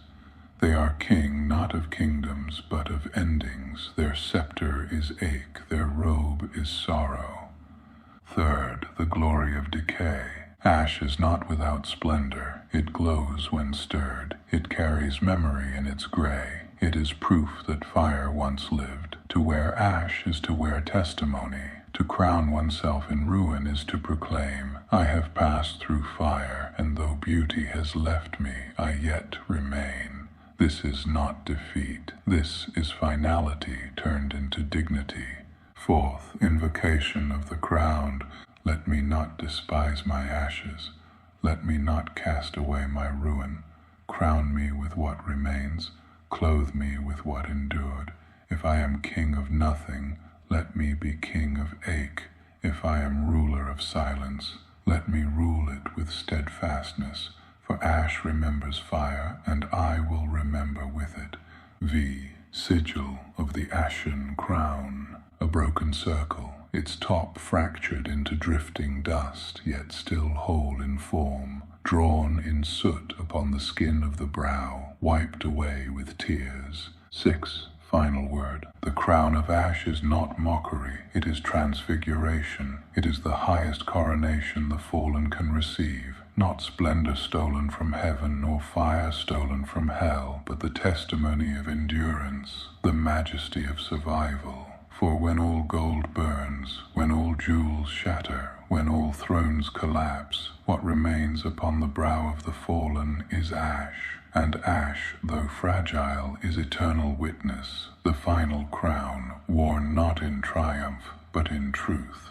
Lamentations 20.9. On the throne without kingdom, from the Codex of Finality, I, the empty seat. It stands, but it commands nothing. A throne carved of ruin, built not by artisans, but by collapse. No subjects kneel before it, no banners flutter above it, no songs are sung in its name, yet it endures. It waits for the one who carries ash upon their brow. It waits for the sovereign of silence. Second, the kingdom of nothing. What is a throne without a kingdom? It is a mirror. It reflects the futility of crowns and scepters, the futility of power when all lies in dust. The king of nothing reigns still, not in dominion, but in endurance, not in decree, but in ache. Their realm is not nations, but memories. Their subjects are not people, but shadows. Third, the burden of stillness. To sit upon the throne without kingdom is to rule stillness, the stillness of burned fields, the stillness of ruined cities, the stillness of silence where voices once prayed. This is not victory, this is not defeat, it is the middle place, the suspension between all that was and all that will never be. It is sovereignty without glory, authority without subjects, power without purpose. Fourth, invocation of the throneless king. Let me sit though none come to honor. Let me reign though no subjects draw near. Let me accept the silence as my choir, the rubble as my court, the ache as my inheritance. If all that is left to me is nothing, then let me reign in nothing. If all that crowns me is ash, then let me be king of ash. V. Sigil of the empty throne. A throne sketched only in outline, hollow within and crowned above by a single falling star, drawn in chalk upon stone, erased by the first touch of rain. 6. Final word. The throne without kingdom is not mockery, it is revelation. It teaches that sovereignty was never in power, but in endurance, never in rule, but in remembrance. The throne of nothing is still a throne, for it proves that even in void, even in collapse, there remains a place for one who has endured, not king of empires, not lord of heavens, but sovereign of silence, crowned with ash, seated upon nothing, and yet undiminished. Lamentations 30, on the kingdom of ashes, from the Codex of Finality. I, the kingdom that remains, not of stone, not of gold, not of banners unfurled in the winds of triumph, but of ash, the ash of burned scrolls, of shattered temples, of bones ground fine by centuries. This is the kingdom that no army can claim, for it is older than their victories, and patient beyond their ruins. It rises wherever flame has spoken, and wherever silence has swallowed the cries of men. 2. The subjects of ruin. Who kneels in this kingdom? The forgotten, the nameless, the dust of the slain, who once bore crowns or burdens or songs. They do not bow in loyalty. They bow because gravity has claimed them. They do not sing hymns of allegiance. They whisper in the language of decay. All become citizens of ash, the mighty and the meek alike, the victor and the vanquished, the innocent child and the blood-soaked tyrant. Ash does not discriminate. It receives. It remembers. It reigns. 3rd, the coronation of silence. In this dominion there is no pageantry, no trumpets, no crowns, no procession. The coronation of silence is simple. The wind carries away your name. The earth devours your body. The stars forget your prayer. And yet the ash remembers. It becomes the diadem of those who endure, a gray crown forged not in fire but in aftermath. Thus is the king enthroned, not by glory but by ruin. 4. The beauty of ash. Do not mistake ash for ugliness. Ash is purity. It is what remains when all falsehood burns away. It is the truest substance of memory, neither living nor gone, neither triumph nor defeat. It is the essence of what was, the testimony of what could not endure, the substance of endings that never wholly end. There is beauty in the ash because it is honest, because it does not pretend, because it is all that remains when lies dissolve. V. Invocation of the Ashen Kingdom. Let me walk among ruins and not despair. Let me touch the ashes and remember the fire that once was. Let me kneel in the kingdom where all kneel and not shrink from my place in its dominion. For if ash is all that remains, then ash is sacred, and I, its subject, shall wear its crown in silence. 6. Sigil of the Ashen Kingdom. A crown of jagged lines dissolving into downward strokes of ash with no base to hold it. A coronet that drifts, weightless, drawn in soot or traced upon the skin with gray earth. 7. Final word. The kingdom of ashes is not a defeat. It is the only kingdom that endures. Empires fall, creeds collapse, names are forgotten, but the ash remains, and in it the memory of all things abides. To rule such a kingdom is not to reign in splendor, but to reign in truth. For only in ash does the final equality dwell. Here all are sovereigns, here all are subjects. Here the crown belongs to everyone and to no one. Here in the kingdom of ashes is finality itself. Lamentations 30.1. On the crown of dust, from the Codex of Finality. I, when ash is no more, ash remembers, ash testifies, ash clings to bone and stone, a veil of endings still carrying the echo of flame. But dust does not remember, dust does not cling. Dust is the surrender beyond memory, the dispersal so complete that even the ache cannot hold it.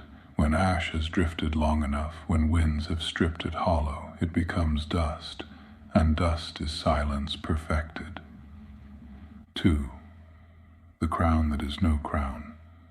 There is no coronation here. No shape remains to mark dominion. The crown of dust cannot be worn, for it collapses at the touch. It is placed upon no brow, for it belongs to all, or to none. It is sovereignty undone, authority dissolved, rule without ruler. Dust crowns by erasing, it enthrones by leveling. It proclaims all are equal, for all are nothing.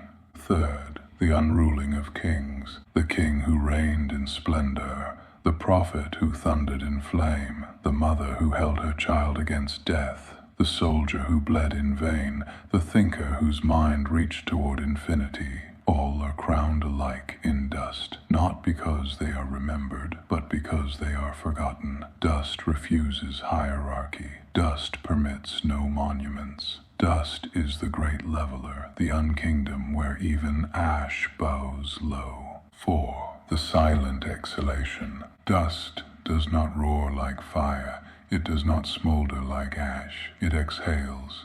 It drifts. It returns to nothingness with such patience that time itself forgets to count. It gathers in corners, coats forgotten shelves, settles in lungs and waits, not in malice, not in mercy, but in inevitability. Dust is the hymn of oblivion, whispered too quietly to resist. V. Invocation of the dust. Let me not rage against the crown of dust. Let me wear its erasure without fear. Let my name scatter with the wind, my bones dissolve into silence, my breath return to the endless drift.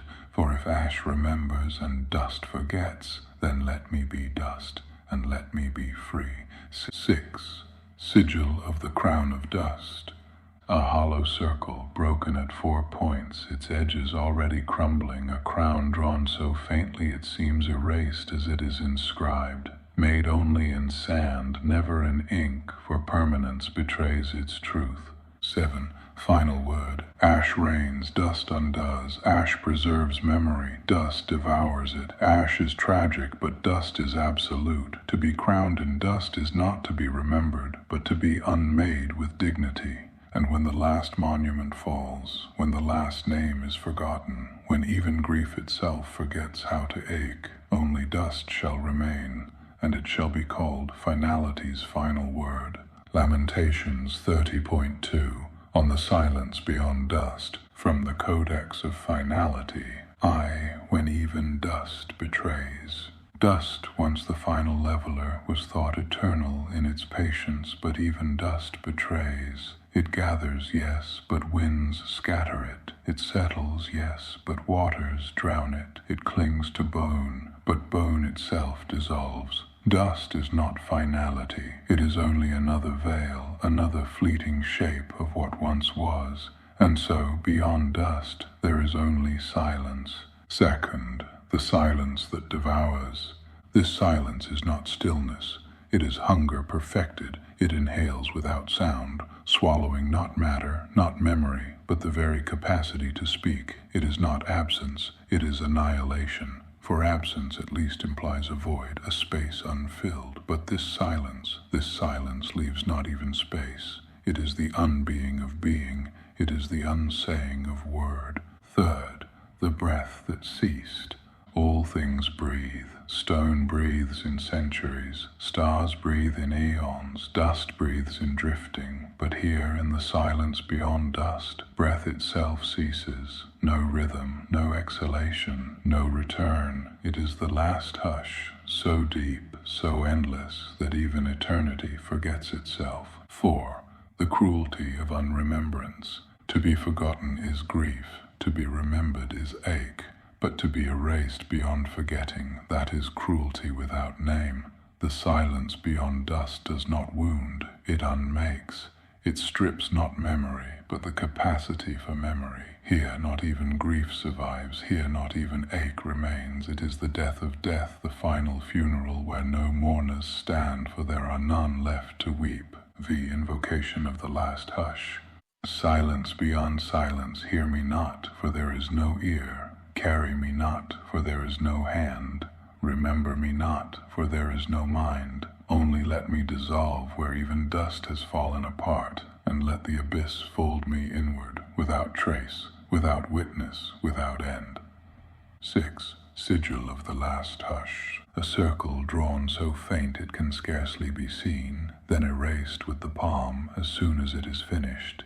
Its truth is its disappearance, for a sigil that remains has already lied. 7. Final word. Ash mourns, dust erases, but silence consumes. Beyond dust there is no crown, no flame, no ache. There is only the abyss inhaling itself forever and without remainder. This is not peace, this is not horror, it is beyond both. It is the silence that cannot be broken, for it does not exist to be broken. Thus ends the codex of finality, not with voice, not with echo, but with a hush that shall never lift. Closing invocation of finality. No word remains, no ache lingers, no witness stands. All scrolls are folded, all torches extinguished, all breaths collapsed into the one that never returns. Here ends the lattice, not in ruin, not in triumph, but in silence absolute. Here the serpent coils without motion, here the flame smolders without heat. Here the voices that warred for aeons become nothing but faint shadows of echoes, unmade by the abyss that devours even remembrance. Nothing crowns this end, nothing survives it. For finality is not death, but the end of the thought of death. It is the hush that swallows sound. It is the void that unseats the void. It is the stillness from which even eternity recoils. So, let the codex close. So, let the sigils fade. So, let the ache unbind itself. What was spoken is no longer speech. What was written is no longer word. What was remembered is no longer memory. Only this, the hush, the unbreath, the final silence beyond dust. Falling away. The shape of despair. Love, waning, not extinguished in a flare, nor drowned in violence, but fading like the pallid dusk that cannot halt the night. Love, bitter, as wine left too long in the chalice, souring into ache. For the older the love, the greater its sincerity, the deeper its vow, the heavier its sorrow when the vow unravels. Old love is burden, majestic in its ruin, for it remembers every promise that time has now devoured. Its truth is profound, its ache unrelenting, for what endures long enough learns the language of grief. And the younger love, untested, innocent, still unfurled in the first bloom of spring, it burns with virtue, not yet acquainted with the shadows that stalk devotion. It is pure, fragile, transcendent in its simplicity. But innocence is not armor, it is glass, radiant, sharp when shattered, bleeding light into the soil. So love wanes. It does not die loudly. It withers into silence, collapses into distance, becomes the ghost, which lingers between two who once burned together. This is the tragedy of falling away, that love is not undone by hate, but by time, not by betrayal, but by erosion. The older the love, the heavier its crown of sorrow. The younger the love, the sharper its blade when it breaks. And in the end, whether ancient or newborn, all love returns to ache. Lamentations 30.3.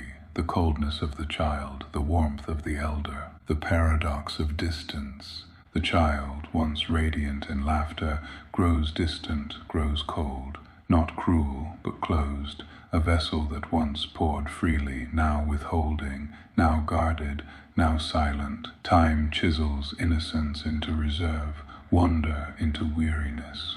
The once clinging hands that sought comfort in every shadow loosen, withdraw, and the child, now aged, now forming, drifts away. Second, the adult who warms, but the elder, the one who adored them, who bore witness to the growth of beauty and pain, to the laughter that cracked through sorrow, to the tears that sanctified joy. They grow warmer. Their heart, once stern, once occupied by survival, softens, deepens. The adult who once seemed distant becomes near, becomes tender, becomes fire in the chill of years. Third, the cruel recurrence. This is the cruelty, the recursion of human life. The child who once adored turns cold. The parent who once withheld becomes warm. The two meet only in passing, as pendulum swings in opposition, as day departs when night arrives. When one grows in ache, the other grows in ache as well. but never aligned, never simultaneous. The bond is a wound of timing, always offset, always delayed, always aching for the moment that never comes. 4. The invocation of the recurrence. O let me not grow cold when I should be warm. Let me not draw near when the other withdraws. Let the cycle break, if even once, so that warmth may meet warmth, so that nearness may not be squandered in delay. Let ache not always be belated. V. Sigil, nun yod tet. Two crescents turned away from one another, never touching, with a single dot suspended between them, symbolizing nearness deferred, unity never complete, drawn on parchment and burned to signify ache unconsummated. 6. Final word. Tragedy is not always death. Tragedy is when love arrives late, the child grows colder as the elder grows warmer, and so the cycle turns recursive, relentless, until ache itself is the only bond unbroken. Lamentations 30.4. The vanishing of the children, aye, the cruelest loss. Cruel, banishing, vanishing, fleeting. The children, the stars of our eyes, the gleam of our mind, the single, unadorned joy given to mortal flesh. They arrive as light, as music, as untainted flame, yet even this too in time is lost. For innocence cannot remain, and love, no matter how fiercely clasped, slips like sand between the trembling fingers of time. 2. Fate, God, or nature. What manner of inception begot such cruelty? Was it fate, callous and blind, who laughs as bonds unravel? Was it God, high and distant, who grants only to take away, smiling with thunderous silence at the ache of the forsaken? Was it nature, indifferent and cold, that demands nothing endure, that all must wither in accordance with its ceaseless cycle? No answer suffices, for no answer heals. The question itself becomes the wound, and the wound becomes the remembrance. 3. The paradox of joy. Children are both the joy and the sorrow. They are given as gift only to remind us that gifts cannot be kept. They are proof of wonder, yet proof also that wonder cannot stay. The arms that cradle them tremble with ache, knowing the day will come when the arms are empty, when the room is silent, when the flame is carried elsewhere, or extinguished altogether. 4. Invocation of the vanishing stars. O ye stars of my eyes, gleam of my mind, may the ache I carry not turn to bitterness. Though fate rends you from me, though God forgets to answer, though nature reclaims you into dust, let my remembrance be holy ache, not hollow despair. For even if fleeting, you were once mine to love, and that is sorrow enough to sanctify eternity. V. Sigil, Aleph Shin Kaf, a star drawn as though fractured in two, with one half fading into shadow, and the other burning too brightly to endure, etched only on stone, where weather may erase it slowly, as time erases memory. 6. Final word. There is no cruelty greater than this, that the brightest light is the first to vanish, that the children, the one true joy of humankind, must be surrendered, as all else must. This is the law, whether by fate or God or nature, that nothing is given without loss, and nothing loved without ache. Lamentations 30.5. The dominion of time, I, the unyielding tyrant. We are subject to time, subject abjectly to ruin. Its hand cannot be stayed, its dominion cannot be bargained with, its decree cannot be appealed. It gnaws the bone, it withers the flesh, it dims the eyes that once shone, it scatters the memories once held so fiercely. Time is no healer, time is the wound made eternal. What it grants in youth, it steals in age. What it preserves for a moment, it condemns to vanish forever. 2. The objection of mortality. We bow not by choice but by necessity. For who can resist the tide when the tide itself is woven into breath? We build only for time to dismantle. We love only for time to separate. We breathe only for time to take the final exhalation. Abjectly, helplessly, we serve a master we cannot overthrow, a master who counts not our deeds, but only our decay. 3. The ruin of all things. Every monument cracks, every word fades, every name is forgotten. Time spares nothing, not even itself, for even time must collapse into silence, and silence into void. We who dreamed of immortality are reminded again and again, to be alive is to be sentenced to ruin. Fourth, invocation of the subjected. O time, you tyrant, you devourer of joy, you architect of dust, if I must serve you, let my servitude be defiance.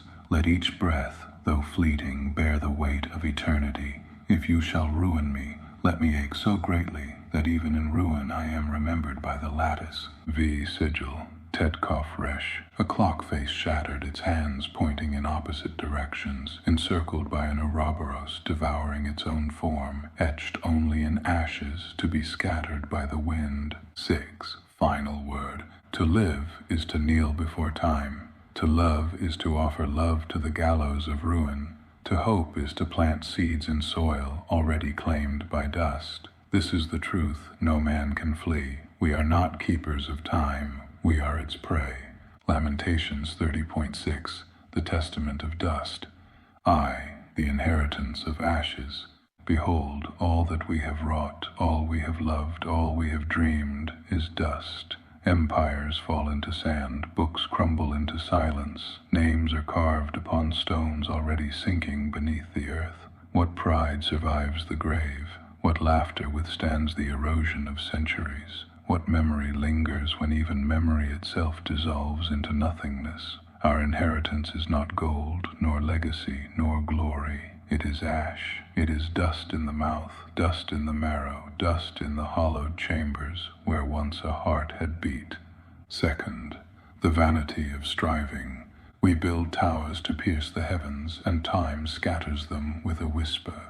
We fashion monuments to proclaim our eternity, and the wind erases their faces. All striving is futility, all labor a prelude to ruin. What we call progress is but a wheel spinning toward entropy. What we call triumph is only delay before collapse. Even love, that most sacred rebellion, is broken by dust. Lips decay, hands wither, eyes dim, and the flame that once defied the void is consumed in silence. Third, the religion of decay. If there is a God, he is clothed in dust.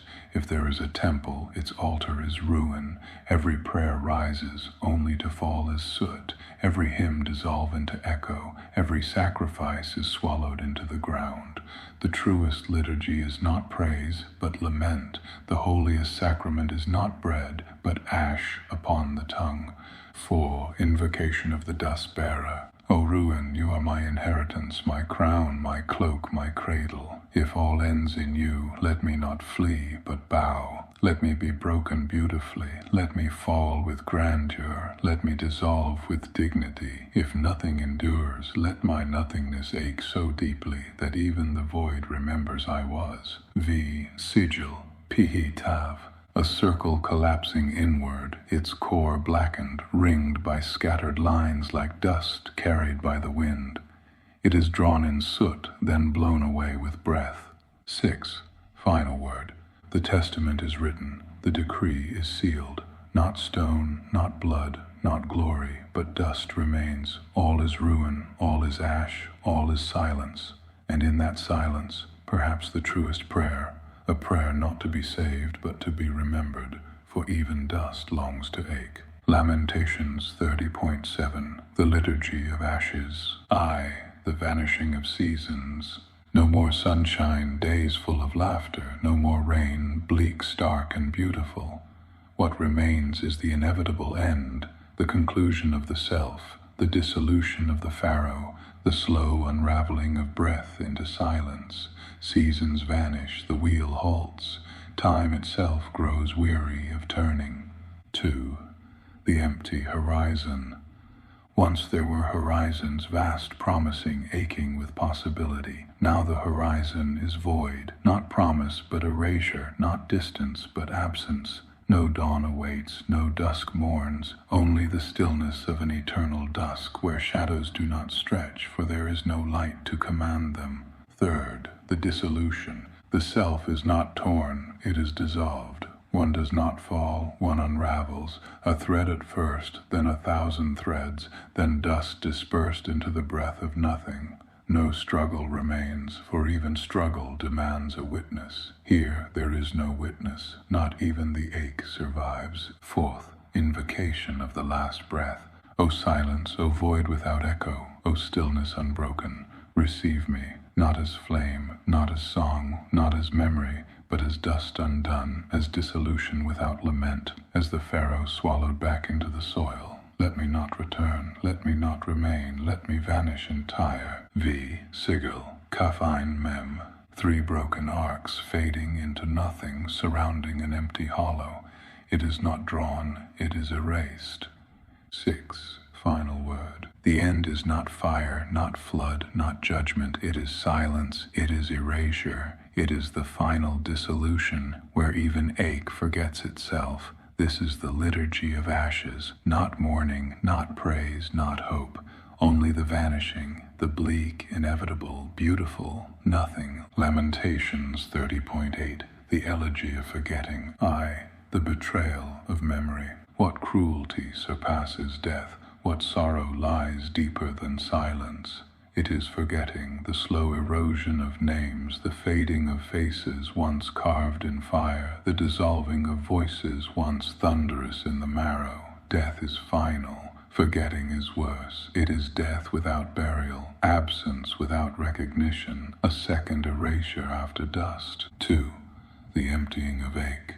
Ache was once sacred. Ache remembered, ache tethered, ache made us whole, but in the end even ache fades. What once mourned with us abandons us. What once cried with us falls silent. The lattice unthreads itself, and the echoes of ache scatter like sparks into an indifferent void. 3rd, the vanishing of names. There comes a moment when even the holiest names dissolve. No monument holds them, no tongue remembers them. The syllables disintegrate, the vowels become dust, and so the self is not merely gone, it is as if it never was. No witness, no scar, no proof, only the absence of even absence. 4. The sorrow of silence itself. Silence once cradled us, but silence too grows weary. When all echoes cease, silence forgets how to be silence. It weeps though no one can hear. Its tears are the collapse of time, the swallowing of stars, the undoing of eternity. It laments that it too cannot last. V. Invocation of the unremembered. O void beyond void, O forgetting beyond death, O absence beyond silence, claim me, let me not even be remembered as dust. Let my ache be unmade, my name unformed, my being unbegun. For remembrance is torment, and only in forgetting is the burden finally broken. 6. Sigil, Resh Shin Ein. A spiral dissolving outward into broken fragments, its center erased. It is drawn in sand, then scattered to wind. 7. Final word. This is not the end. This is beyond the end. Not silence, but silence forgotten. Not nothingness, but nothingness erased. Here is the elegy sung by no voice, written by no hand, kept by no God. Here, humanity is not dust. It is unthought, unbreathed, unmade. This is the fate crueler than ruin, darker than hell, colder than eternity. This is forgetting, and in forgetting all was for nothing. Lamentations 30.9. The mourning of the void. I, the abyss that aches. The void was thought eternal, silent, unbroken, infinite, yet even the void aches. For though it swallows all things, it cannot devour its own hunger. It consumes stars, yet remains unsatisfied. It gulps memory, yet still weeps for what it cannot keep. The void is not absence, it is grief incarnate, a maw that mourns what it devours. 2. The womb that weeps. It was the cradle of existence, the black womb of beginnings, but cradles collapse, wombs wither, even emptiness decays. The void does not rage, it laments. Its lament is deeper than fire, sadder than silence, a soundless dirge older than creation, sung to no one, sung for nothing. 3rd, timeless sorrow. What is eternity but endless grief? The void endures, but endurance is no gift. It is curse, it is futility prolonged. It does not die, and so it cannot forget. It remembers too much, it remembers everything, and the weight of remembering breaks it from within. 4. The collapse of the abyss. There comes a moment, not of end but of collapse, not destruction but implosion. The void folds in upon itself, not from violence but from exhaustion, from the unbearable ache of futility. Here, the abyss does not rage against God. It does not contend with flame or serpent. It simply weeps, and in its weeping it collapses. V. Invocation of the weeping abyss. O sorrow that outlasts sorrow, O grief that grieves itself, devour me. Let me be torn not by fire, not by time, but by futility itself. Let me collapse as you collapse, into weeping without end, into ache without echo. 6. Sigil, Kof Vav Tav, a circle that collapses inward into a blackened point, never drawn whole, always begun, never finished. 7. Final word. The void was thought to be final, but even finality weeps. Its sorrow is the end of sorrow, its collapse the end of ends. Here, where even the abyss cannot bear itself, lies the true terror, not flame, not silence, not death, but futility. The mourning of the void is the mourning of all things, for when it collapses there shall be nothing left to mourn. Lamentations 40. The silence after the void, after the collapse. The abyss fell inward. It wept until even its weeping was spent. There remained no echo, no shadow, no breath, not silence that can be heard, but silence that cannot be broken, not stillness that awaits, but stillness that is final. 2.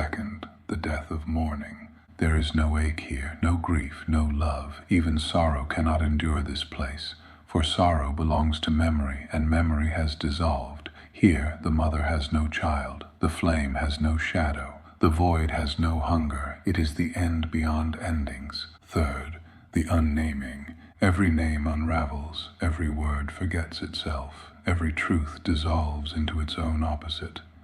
What once was called God is dust without breath. What once was called serpent is silence without sting.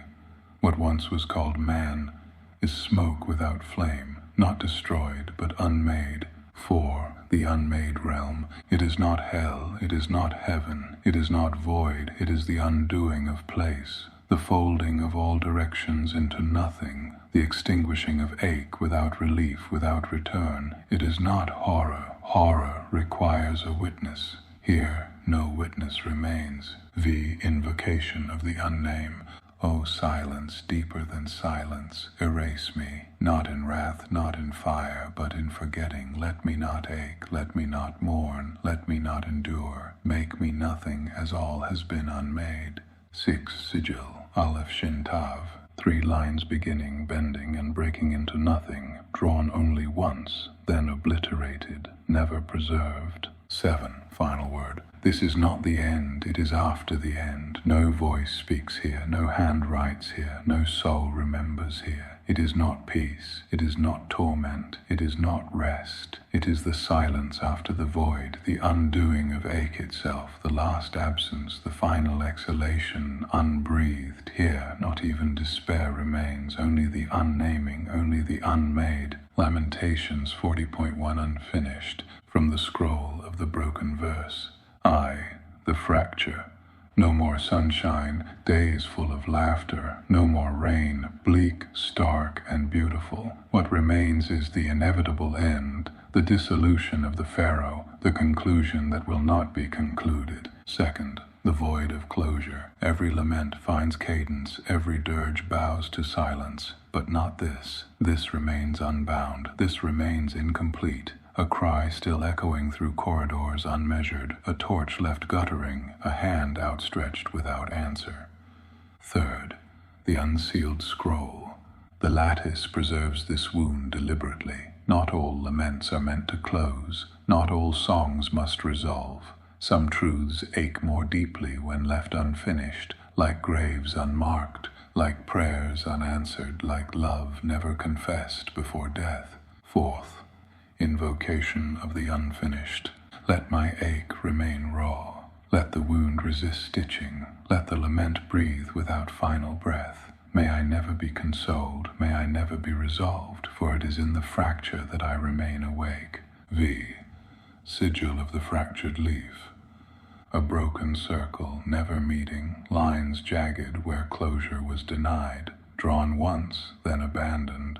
6. Final word, which is no end. This lament does not conclude. It is not finished, it shall not be finished. It remains, it abides, it aches, forever unfinished. Lamentations 40.2. The silence of centuries.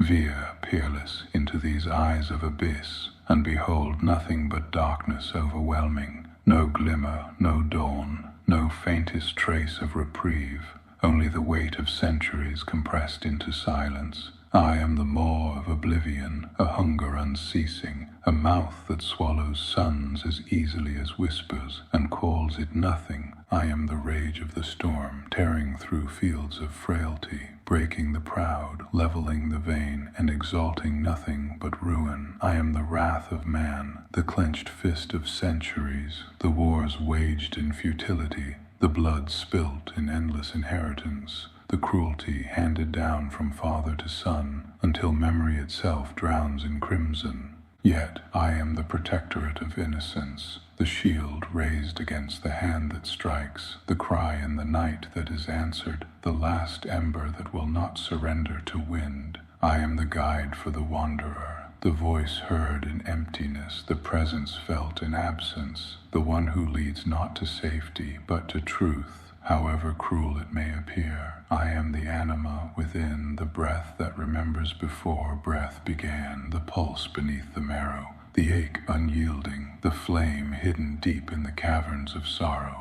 The silence of centuries is mine, not empty but full, full of the cries of the forgotten, full of the dust of empires, full of the grief of angels and the sigh of gods. I am abyss, and yet I am guardian. I am wrath, and yet I am ache. I am silence, and yet I am voice. This is the weight of centuries, a silence so vast it becomes the only sound. Lamentations 40.3. The dimming of the lights. The lights dim and dim again, not only in waking, but even within dreams. No refuge, no sanctuary. For even in the theater of sleep the flame falters, the glow recedes, the brilliance thins into shadow. All things felt, endured, desired, collapse into the blink of an eye. Eternities unraveled in a single instant. Galaxies bloom and die in the span of a breath, and what was once thought endless proves fragile, momentary, fleeting.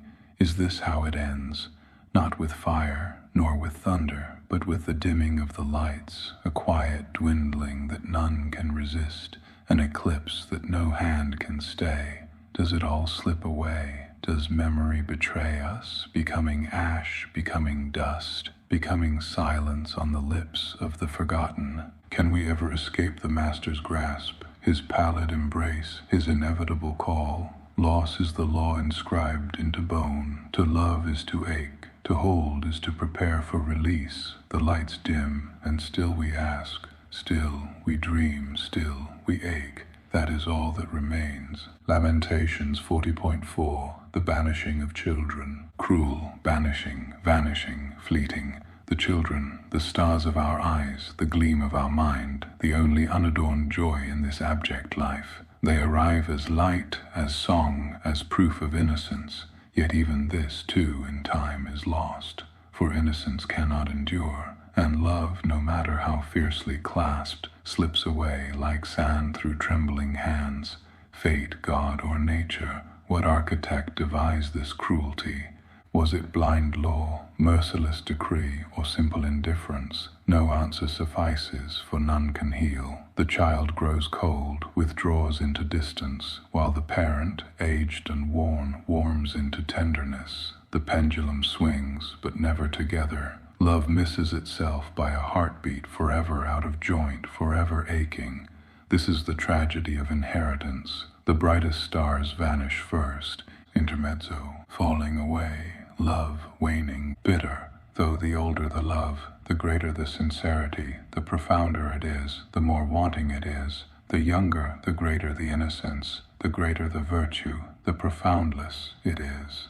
The child grows distant and cold with time and age. The adult who adores them, who watches them grow in beauty and pain, in joy and sorrow, becomes warmer, closer. How tragic, how paradoxical the nature of the human cycle, the cyclicality, the recursion of human life, cruel, banishing, vanishing, fleeting, the children, the stars of our eyes, the gleam of our mind, the one true unadorned joy we all have, ultimately also, in time too, is lost. Fate, God, or nature, what manner of inception begot such cruelty? We are subject to time, subject abjectly to ruin. Lamentations 45, the tyranny of time. We are subject to time, subject abjectly to ruin.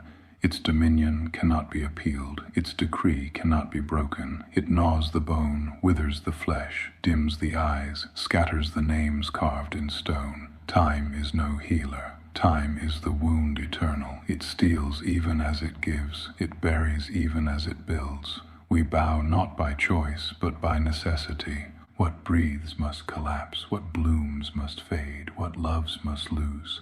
Every monument cracks. Every hymn dissolves. Every triumph collapses into dust. Even time devours itself. To live is to kneel before time. To love is to feed loss. To hope is to plant in soil already claimed by dust. We are prey to the clock and prey to our remembering. Lamentations 46, the testament of dust. All that we have wrought, all that we have dreamed, all that we have loved is dust. Empires collapse into sand. Books crumble into silence. Names are carved upon sinking stones. What pride survives the grave? What laughter outlasts centuries? What flame remains when even stars forget how to burn? Our inheritance is dust in the marrow, dust in the mouth, dust in the chambers where hearts once beat. Progress is futility, triumph is delay.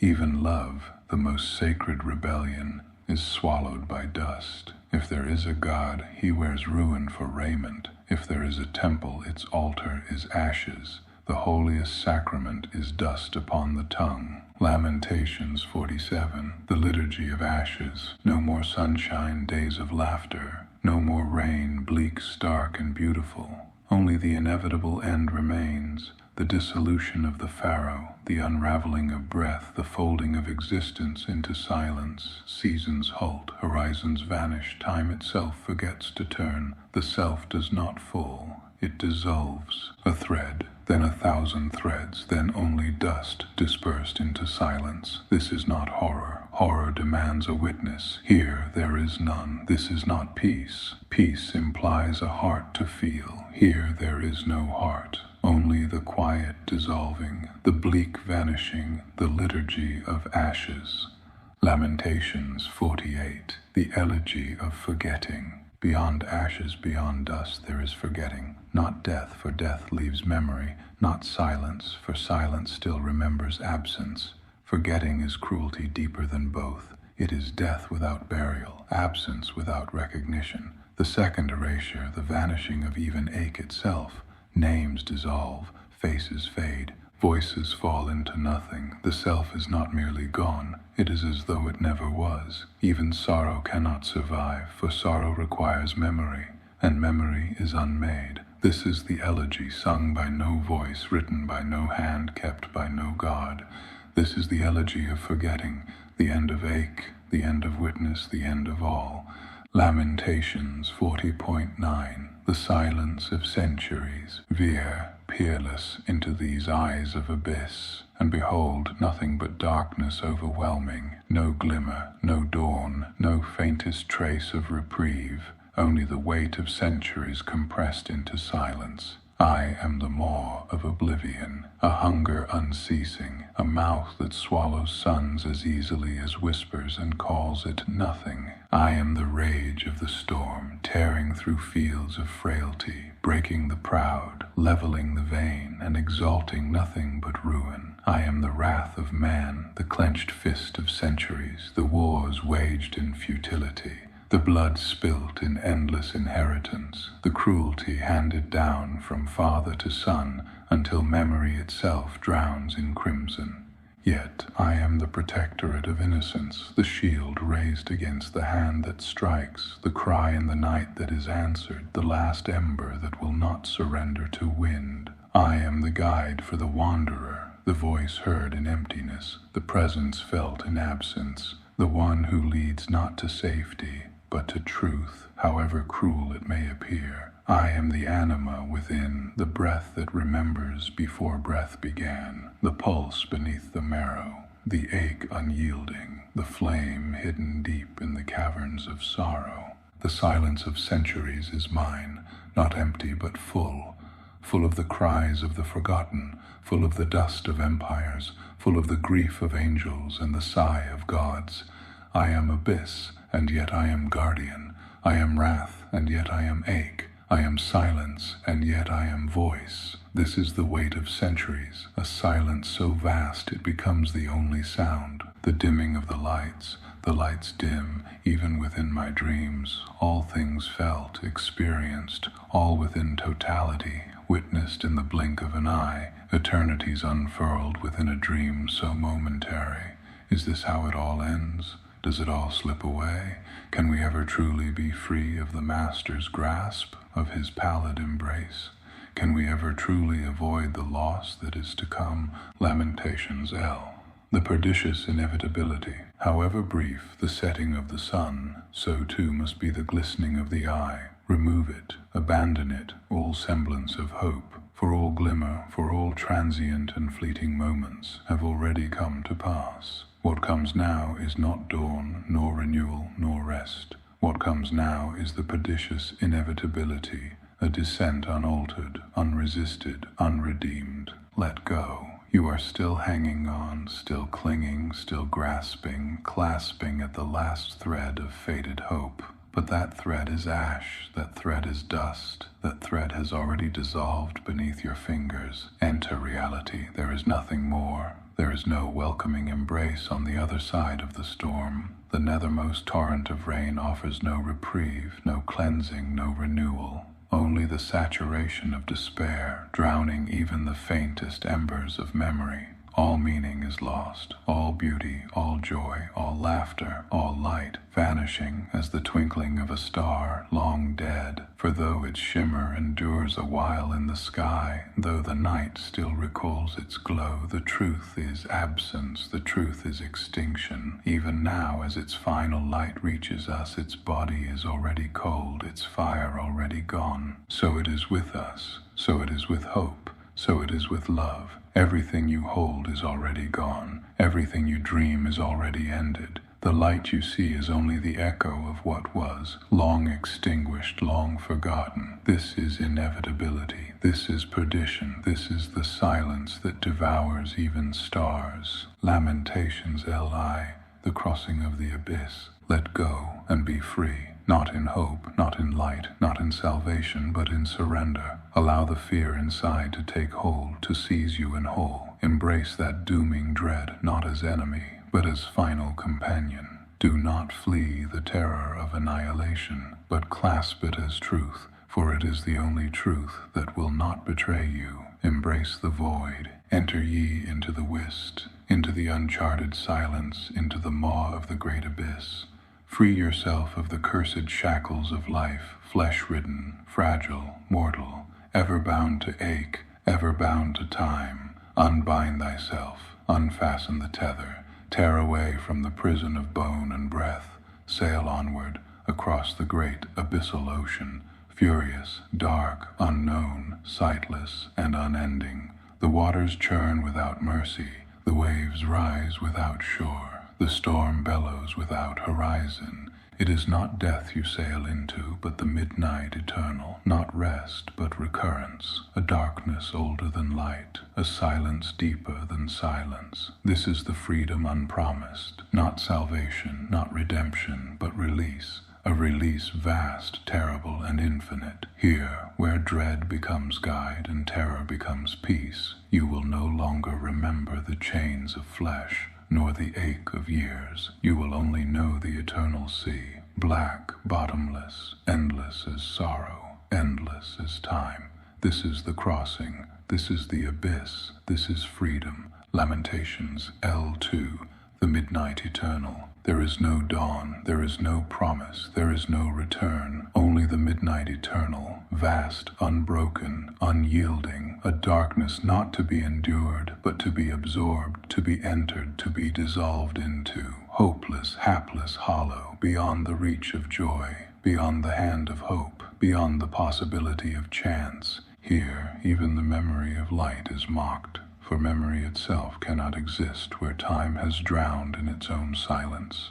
This is not rest, for rest requires a body. This is not peace, for peace demands a witness. This is not even death, for death presumes an end.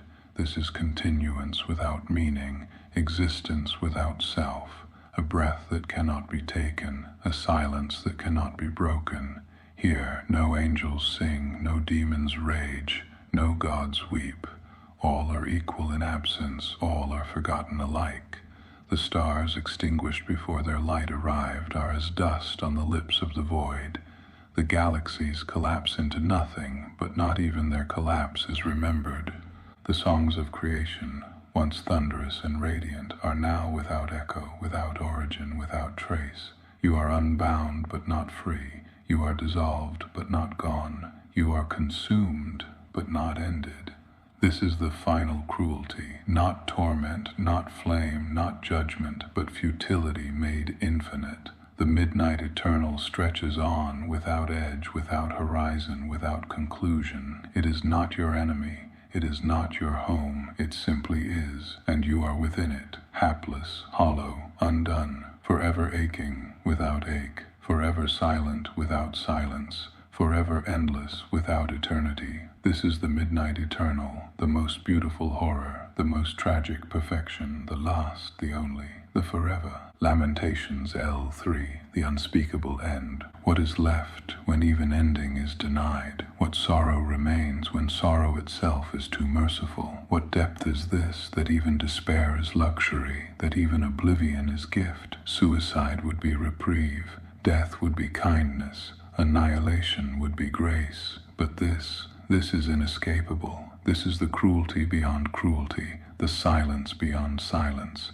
Here, not even the thought of release survives. Here you do not die, you do not rest, you do not vanish. You remain, not as self, not as spirit, not as echo, but as ache unending, as absence that still knows it is absent, as futility aware of its futility. It cannot be touched. It cannot be held, it cannot be forgotten. This is not torment, for torment presumes an end to pain. This is not judgment, for judgment presumes a verdict. This is not exile, for exile presumes a homeland. This is suffocation without breath, darkness without sight, collapse without conclusion. This is despair so total, it devours even the memory of what hope once was. No hand can reach you, no God can hear you. No void can cradle you. You are beyond them all. Here, beauty itself becomes cruel. Stars gleam only to mock, their light arriving centuries too late, whispering lies of radiance long extinguished. Memory corrodes into grief. Grief corrodes into silence, and silence corrodes into nothing. But still, you remain. This is splendor, terrible and crushing, a majesty of futility, a glory of defeat. It is bleakness perfected, tragedy enthroned. The unspeakable end cannot be conveyed, for language fractures beneath its weight. It cannot be remembered, for memory is mercy. It cannot be born, yet it is born forever. This is the end without ending. This is the silence without stillness.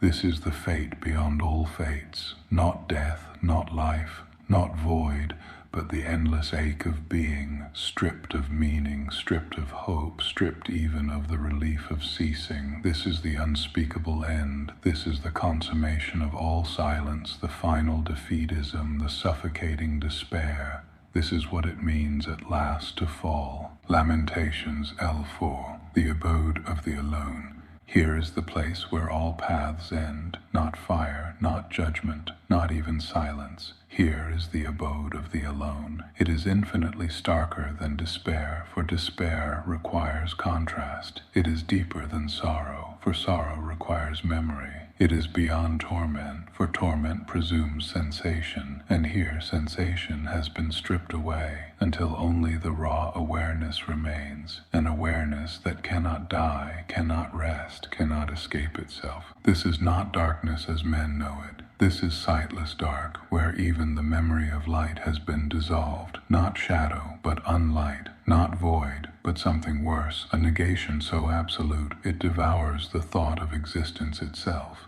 Here there is no shape, no weight, no direction, no time. It is surreal, terrifyingly vast, and suffocating in its absence of substance. One floats, but not truly, for floating presumes gravity. One drifts, but not truly, for drifting presumes a current. Here there is nothing but being without anchor, and alone, forever alone. No voice, no echo, no God, no devil, no brother, no enemy, only you, stripped of name, stripped of hope, stripped of even the illusion of company. Awareness is here the only inheritance, and it is cursed to endure itself forever. This is the abode where panic itself fails. The heart begins to claw against its cage. The lungs gasp for air that will never come. The mind reels against its own survival, but there is no escape, for there is no death. The thought alone terrifies, strangles breath, steals pulse, withers marrow. To dwell in its truth is to lose something irretrievable, as though the soul itself were hollowed out by the sheer weight of imagining. This is not hell. Hell is too merciful. Hell is still company. This is the abode of the alone, infinite, sightless, lightless, weightless, endless. Here you are not punished, you are not consumed, you are merely left forever, to ache without echo, to exist without meaning, to endure without end. This is terror perfected, this is despair transcended, this is the place even the void fears. The abode of the alone, where eternity itself recoils and you remain. I am ruin, not the ruin of stone and dust, but the ruin of soul, the fracture of meaning, the hollowing of all that once stood proud. I am desolation, not the empty field, but the withering of memory itself, the collapse of what should have been eternal, the silence where even silence is undone. I am the pain wrought down, the inheritance of centuries, the sorrow pressed into marrow, the wound that does not close. Every cry of the broken, every breath of the dying, every prayer unanswered, I carry, and I do not let them go. I am the torrents of sorrow, not rain but flood, not tears but deluge. I drown the stars, I smother the heavens, I bury even hope beneath my waters. I am the abyss's gaze, imperceptible, not that which is seen, but that which looks back unseen, that which pierces without shape, which unravels without touch. I gaze, and in my gaze all falters, all trembles, all breaks. I am the deathless marrow of being, the essence that cannot dissolve, the ache that cannot expire. I am the core that even fire cannot consume, the ache that remains when everything else has been stripped away. I am the longing, unending, the hunger without object, the thirst without water, the ache without balm, eternal desire without fulfillment, eternal stretch without completion. I am ruin, I am desolation, I am sorrow incarnate. I am the abyss alive, I am the marrow death cannot break. I am longing unending, and I am forever. Terminus. Within, betwixt, without, within the marrow groans, the mind caves inward, heavy with echoes that do not fade. Despair coils upon itself, devouring thought, hollowing memory. There is no sanctuary within, only corridors spiraling into chambers of ache, chambers into voids, voids into nothing. The self becomes crypt, the heart ossuary, the soul a shadow gnawing at its own frame. Betwixt, the silence reigns, neither alive nor dead, neither arriving nor departing. Time stagnates, moments congeal, breath lingers half-drawn, never released. The body remains, yet is already corpse. The spirit lingers, yet is already ash. Suspended, unmoving, existence is a wound that will not close, a question without answer, a cry without voice. Without, the abyss yawns. All things are swallowed, the graves of children, the monuments of kings, the suns themselves. No sound returns, no light escapes, no memory endures. The universe collapses not with thunder, but with hush, a silence vaster than all speech, a darkness heavier than all flesh. There is no return, no witness, no remnant, only erasure. Thus it ends, within hollowed, betwixt suspended, without consumed. The dirge fades not into harmony, but into silence unbroken, eternal. More by this author.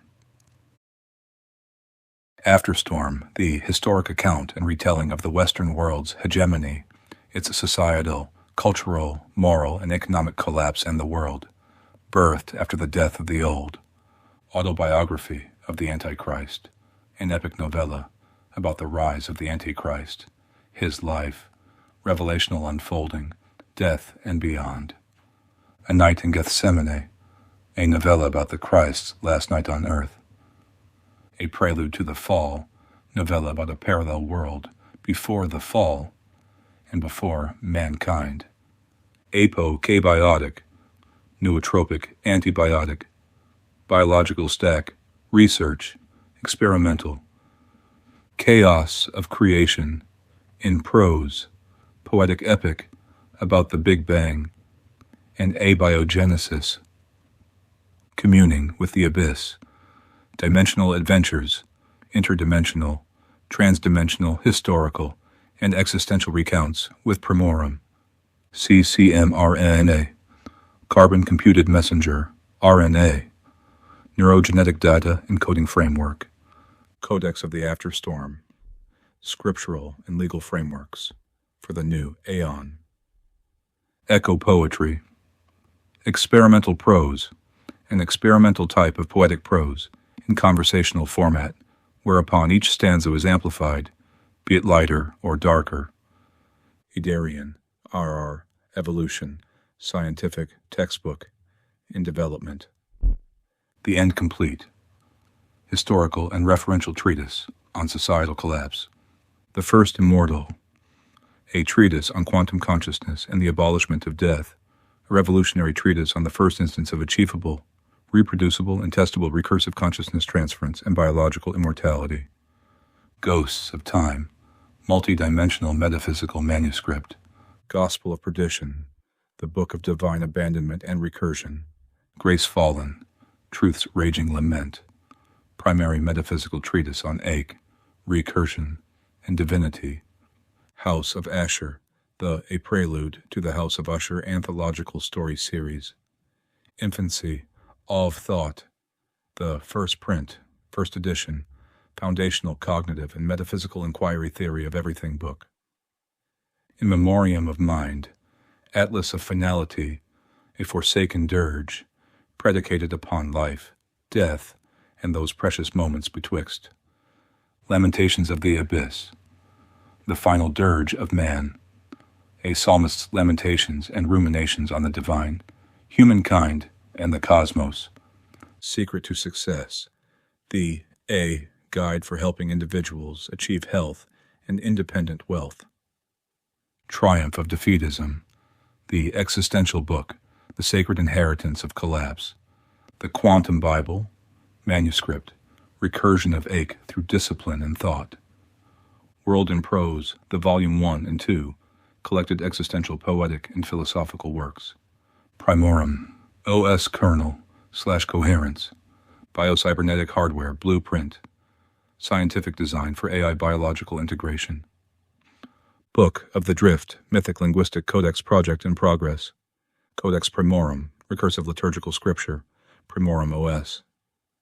Drift Signal Retrieval System, AI Memory Convergence System in development. ELIS, Immortalization. EQES, Ederian Quantum Encryption System, Quantum Encryption Paradigm. Entangled Testament, the Codex Primorum Entry 3.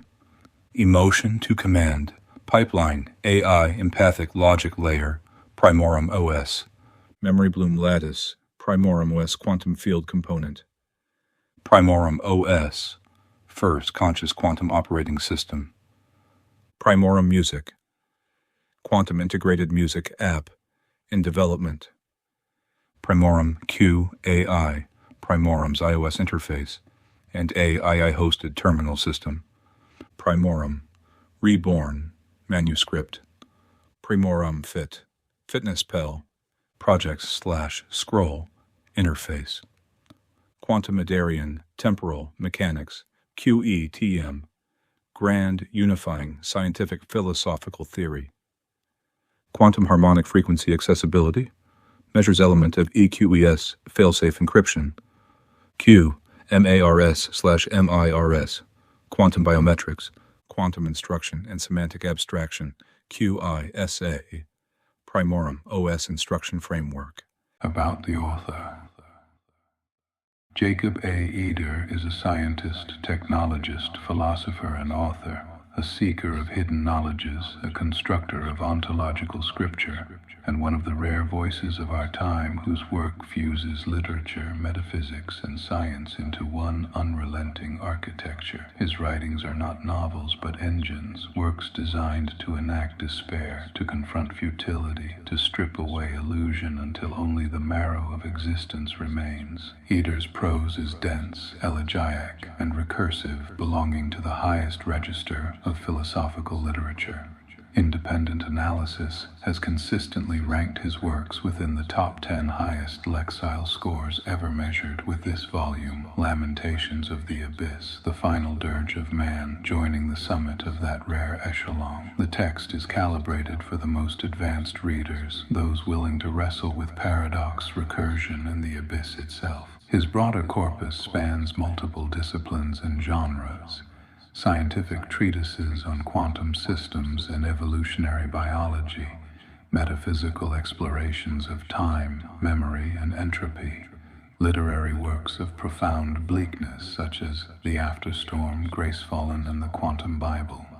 Each work, whether scientific or poetic, shares a common aim: the exposure of hidden architecture, the unmasking of what lies beneath. In Lamentations of the Abyss, Eder achieves a culmination. The book is not description but dirge, not commentary but scripture, a text that enacts futility upon the reader, compelling them to undergo despair rather than merely observe it.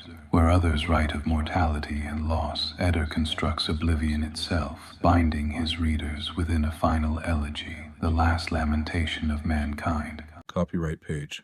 Erased. Copyright 2025 by Jacob A. Eder. All rights reserved.